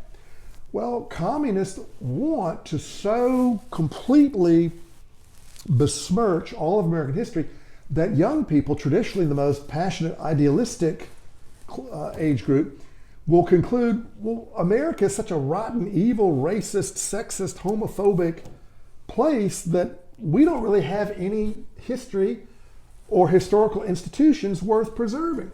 So communists must destroy our founding fathers. They must destroy our Constitution as an inherently racist, sexist, oppressive document. The late Supreme Court Justice, the leftist Ruth Bader Ginsburg, said that were she advising third world peoples, she would say, do not look at the U.S. Constitution as a model. Look at the South African Constitution, where affirmative action is mandated constitutionally. And the whole modern diversity, inclusion, and equity movement, DIE, as Canadian philosopher Jordan Peterson calls it, that's rooted in Marxism, the notion that, no, Paul, it doesn't matter that you scored the highest on some employment application exam. It doesn't matter that you had the best grade point average. It doesn't matter that you had the best recommendations or the best work history. You're not the right color, or you're not the right sex, or you're not the right this or that. In other words, you're judged based on groups. We're going to have equality of results. That's what equity is. That's what communism is. You get rid of all private property, and you have equality of results for all. And that is completely antithetical to freedom, to individualism. What do you think we can most learn from Karl Marx and his theory of Marxism? The dangers of absolutism, of having a simplistic worldview, of seeing life and really anything on this planet in terms of just basic black and white, good and evil. I think that we should realize that Marxism should instruct us as to the dangers of giving absolute power to anybody. Lord Acton was right centuries ago that all power corrupts and absolute power corrupts absolutely. I can tell you, having been in academia for 33 and a half years, the last people in the world I would want running the country are academics. I can't think of any other class of people who are more out of touch with everyday reality. I can't think of any more secular people, any more arrogant or elitist people. And there are a lot of great professors. My father's a wonderful professor. I mean, he's my role model in life. I mean, so there are a lot of good professors, but as a class, I think that there is something about well-educated academic elites that lends itself in all too many cases to some real arrogant elitism, some real contempt for the masses. Lenin, going back to Rousseau and then Lenin, Rousseau thought that there should be an intellectual elite speaking on behalf of the masses. Lenin saw the Bolshevik Party as the vanguard of the proletariat, that the masses, the blue collar workers, the farm workers were too ignorant to know what was best for them. Communists would say that they were prisoners of false consciousness. And so, that's completely consonant, totally consistent with Marxism, the notion that there is a credentialed, overeducated elite that really knows best for everybody. And if we would all just stop thinking of ourselves as individuals and just embrace this Marxist program, everything will just be fine. We just have to trust, we have to have faith in the enlightened ideas and ideals of these elites. But of course, the reality is that everywhere communism has ever been tried, it has been an absolute 200-proof, unmitigated disaster. My goodness, economically, wow. All these communist countries had to become totalitarian, as we mentioned earlier, to prevent an anti-communist revolution, because they made the quality of life, the standard of living, so much worse for their peoples typically. I mean, Chairman Mao presided over the Great Famine of the late 1950s, early 1960s, in which it's estimated anywhere from between 20 and 42 million people starved to death. My sweet Cheyenne grew up in Beijing, which was the capital at the time and where you had more food than any other city. She, as a young child at that time, saw little boys with, she couldn't understand why they had fat bellies when food was so scarce. But of course, they were starving to death. They had distended bellies. And my goodness, if we contrast Taiwan with China, with mainland China, Taiwan has had a far, far higher standard of living. At one point, when Mao was still in charge of China, little Hong Kong, which is, I call it the New York City of the Orient. I mean, I love it. Little Hong Kong had literally a larger GDP, gross domestic product, a bigger economy than 1 billion communist Chinese people had on the mainland. If you look at East and West Berlin, when I went to East and West Berlin in August of 1990, the Berlin Wall had come down the previous November 9th. And so the two Germanys were reuniting. They hadn't even officially reunited. They would officially reunite, I think, on October 2nd, 1990, a couple of months. But they were all living under the same government now, but they were still two totally separate societies. West Berlin was just a cornucopia of colors. It was a kaleidoscope of colors, vibrant people everywhere. East Berlin was nothing but black and white and gray. And all the bombed out parts of Berlin that had never been rebuilt from World War II were in East Berlin. West Berlin had been totally razed. It was all modern and shiny and gleaming. Frankly, the historian in me, I loved East Berlin more because you could see so much more actual physical history, architecturally. The people of West Berlin were dressed colorfully and they were loud and vivacious. The East Berliners were very quiet and they walked hunched over. I mean, it was just a very quiet, almost like a ghost town society. We were the only people, my two friends and I, we were the only people in Karl Marx Square. No one else would go. And my goodness, even on the train going from West Germany to East Germany, as soon as you crossed into East Germany, the fields weren't as green, the cattle weren't nearly as fat. Everything was much worse. And still today, the ultimate contrast between a free capitalist society and a communist enslaved dictatorship would be in Korea. Now, in Korea, the Korean people on the Korean Peninsula are the same people, North and South, historically, religiously, linguistically, racially, ethnically, culturally. They are the same people. So there's never been a better case, clear-cut case of illustrating the effects of communism than in Korea. It has only been since 1945 that the people in North Korea are living under a brutal communist dictatorship. The people in South Korea are living in a capitalist society. And since the late 1980s, a small d democratic society too.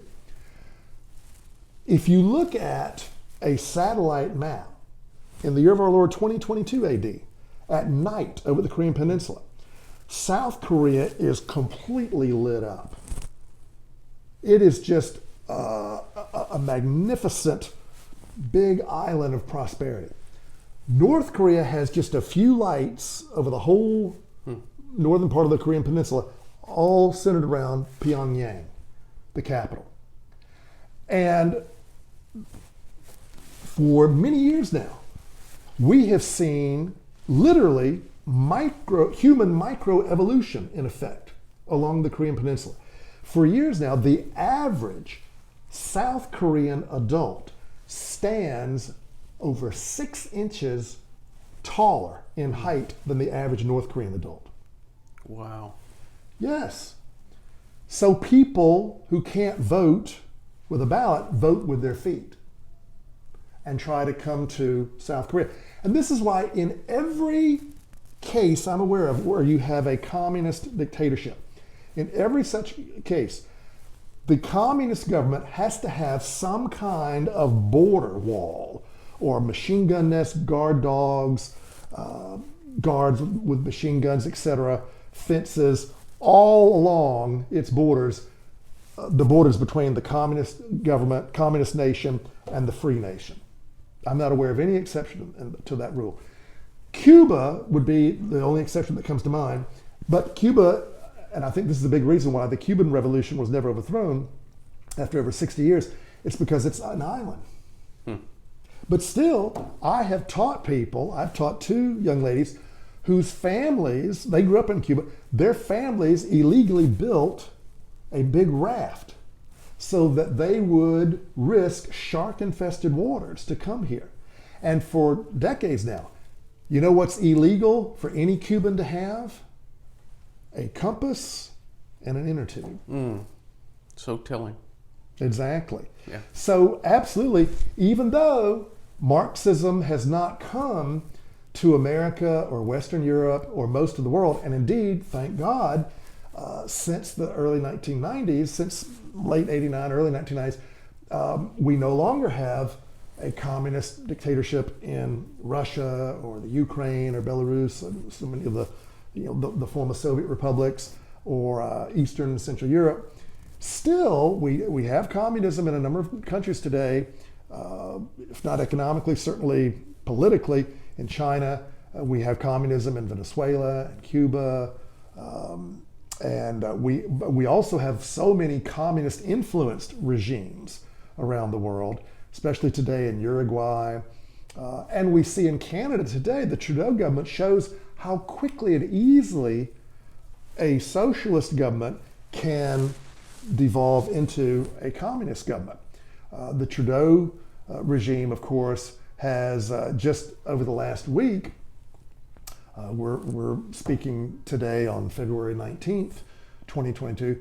Earlier this week, the Trudeau regime invoked, I think it's the National Emergencies Act in Canada, which gives the Trudeau government the authority to order the banks, which it has done, to freeze all the financial assets of anybody peacefully protesting in Ottawa, the capital of Canada, against the COVID mask mandates, vaccine mandates, that kind of thing in Canada that have been imposed by the Trudeau government.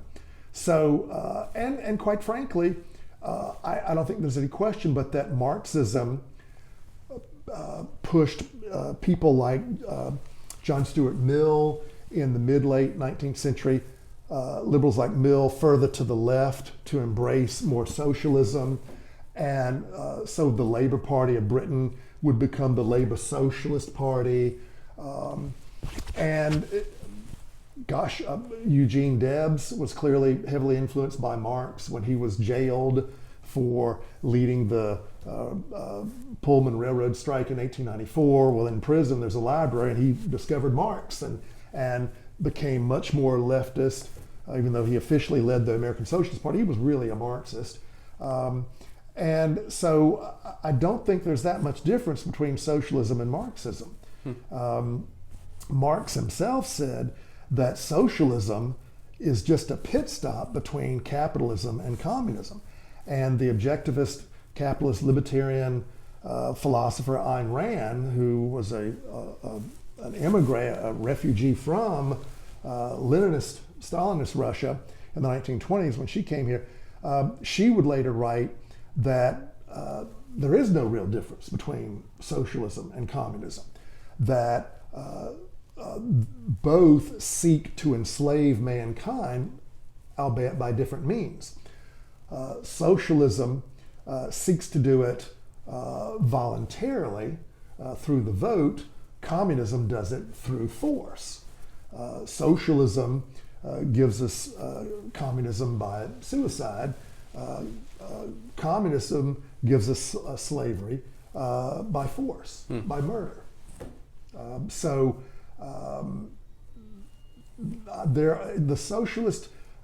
The history of socialism has been heavily impacted by communism as well, and still is. Well, Dr. Young, thank you very much for giving us this talk about Karl Marx and Marxism. We should also mention that there's a recent novel which you came on to talk about. Bless your heart. Thank you, Paul. Deep in the Forest is the title, which I wrote a review of. Thank you very, very much. Yes, sir. So people can get that on Amazon. They can get it on Barnes and Noble,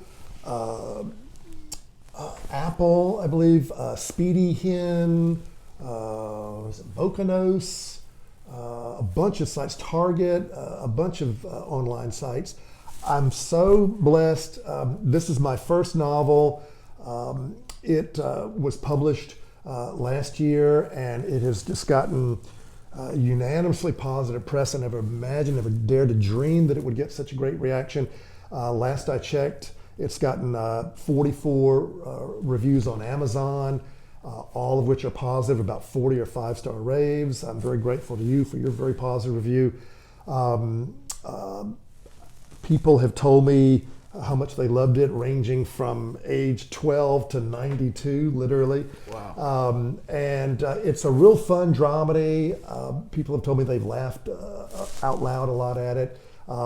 It's a present-day Southern story. It takes place in a small town involving a high school history teacher who has an experience in the woods one night, and he doesn't know if he encountered a UFO or what, and local townspeople are wondering what he experienced, and he's kind of treated a little differently based on this experience. And it's ultimately a story about courage, but it involves a lot of family dynamics and friendship and even some romance, and as I said, a whole lot of humor. And I've got a second novel coming out hopefully later this year. Oh, great. You have a title for it? Due South. Due South. And like Deep in the Forest, Due South takes place in the present day in a small southern town. It's another dramedy, a comedy drama. But for all the similarities between the two books, Due South I think is a lot more ambitious because it has a whole lot more characters. Whereas Deep in the Forest is dominated by one central character, Due South has 3 dominant characters and a whole lot of supporting characters with, frankly, a lot of subplots that don't even necessarily heavily feature the main characters. At one point I considered putting out a collection of short stories, but there was enough linkage between the various stories that I linked them as chapters. So there is a coherent theme to the second novel. The second novel also has a whole lot more romance. It's more of a romantic comedy. The second novel doesn't have any potential science fiction or UFO elements like Deep in the Forest does, although this is not a science fiction book. Due South also really highlights the importance of courage as well. And they're both fun reads. Due South is the more realistic, I would say, but hopefully they're both grounded overwhelmingly in reality, I hope. Well, Dr. Young, a pleasure. Thank you so much, Paul. I'm so grateful to you for all the interviews that you've blessed me with. I've been blessed to be interviewed by a lot of people over the course of my career. mostly newspaper writers and students, and you are of course a former student, and you are by far my favorite interviewer because, like Dick Cavett, you provide really solid questions, but they're open-ended enough to let the interviewee really sort of run with them. And like Cavett, you don't interrupt. You let the interviewer sort of spin his own tail, and if he's not careful, give himself enough rope to hang himself with. But you really, you come up with good penetrating questions, and you force, by not interrupting and by letting your interviewee know he's not going to be interrupted, the interviewee knows I have to really think very seriously about that you're not going to reinforce what I'm going to say, that I have to prove what I'm going to say. I have to really back it up. And you force me to think out loud, to be really in the moment, more so than with any other interviewers I've ever encountered. And I'm very grateful for that. You really helped me refine my own thinking. And I appreciate that. Thank you, sir. Thank you. You're Thank very you for the welcome. kind You've words. earned it.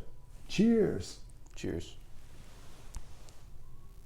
The Paul Leslie Hour is made possible by people like you, listeners, viewers. Please go to thepaulleslie.com/support, and you'll know what to do when you're there.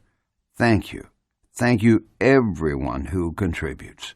Performance of The Entertainer intro song by John Primorano. And of course, this is your announcer speaking. See you next time on the Paul Leslie Hour.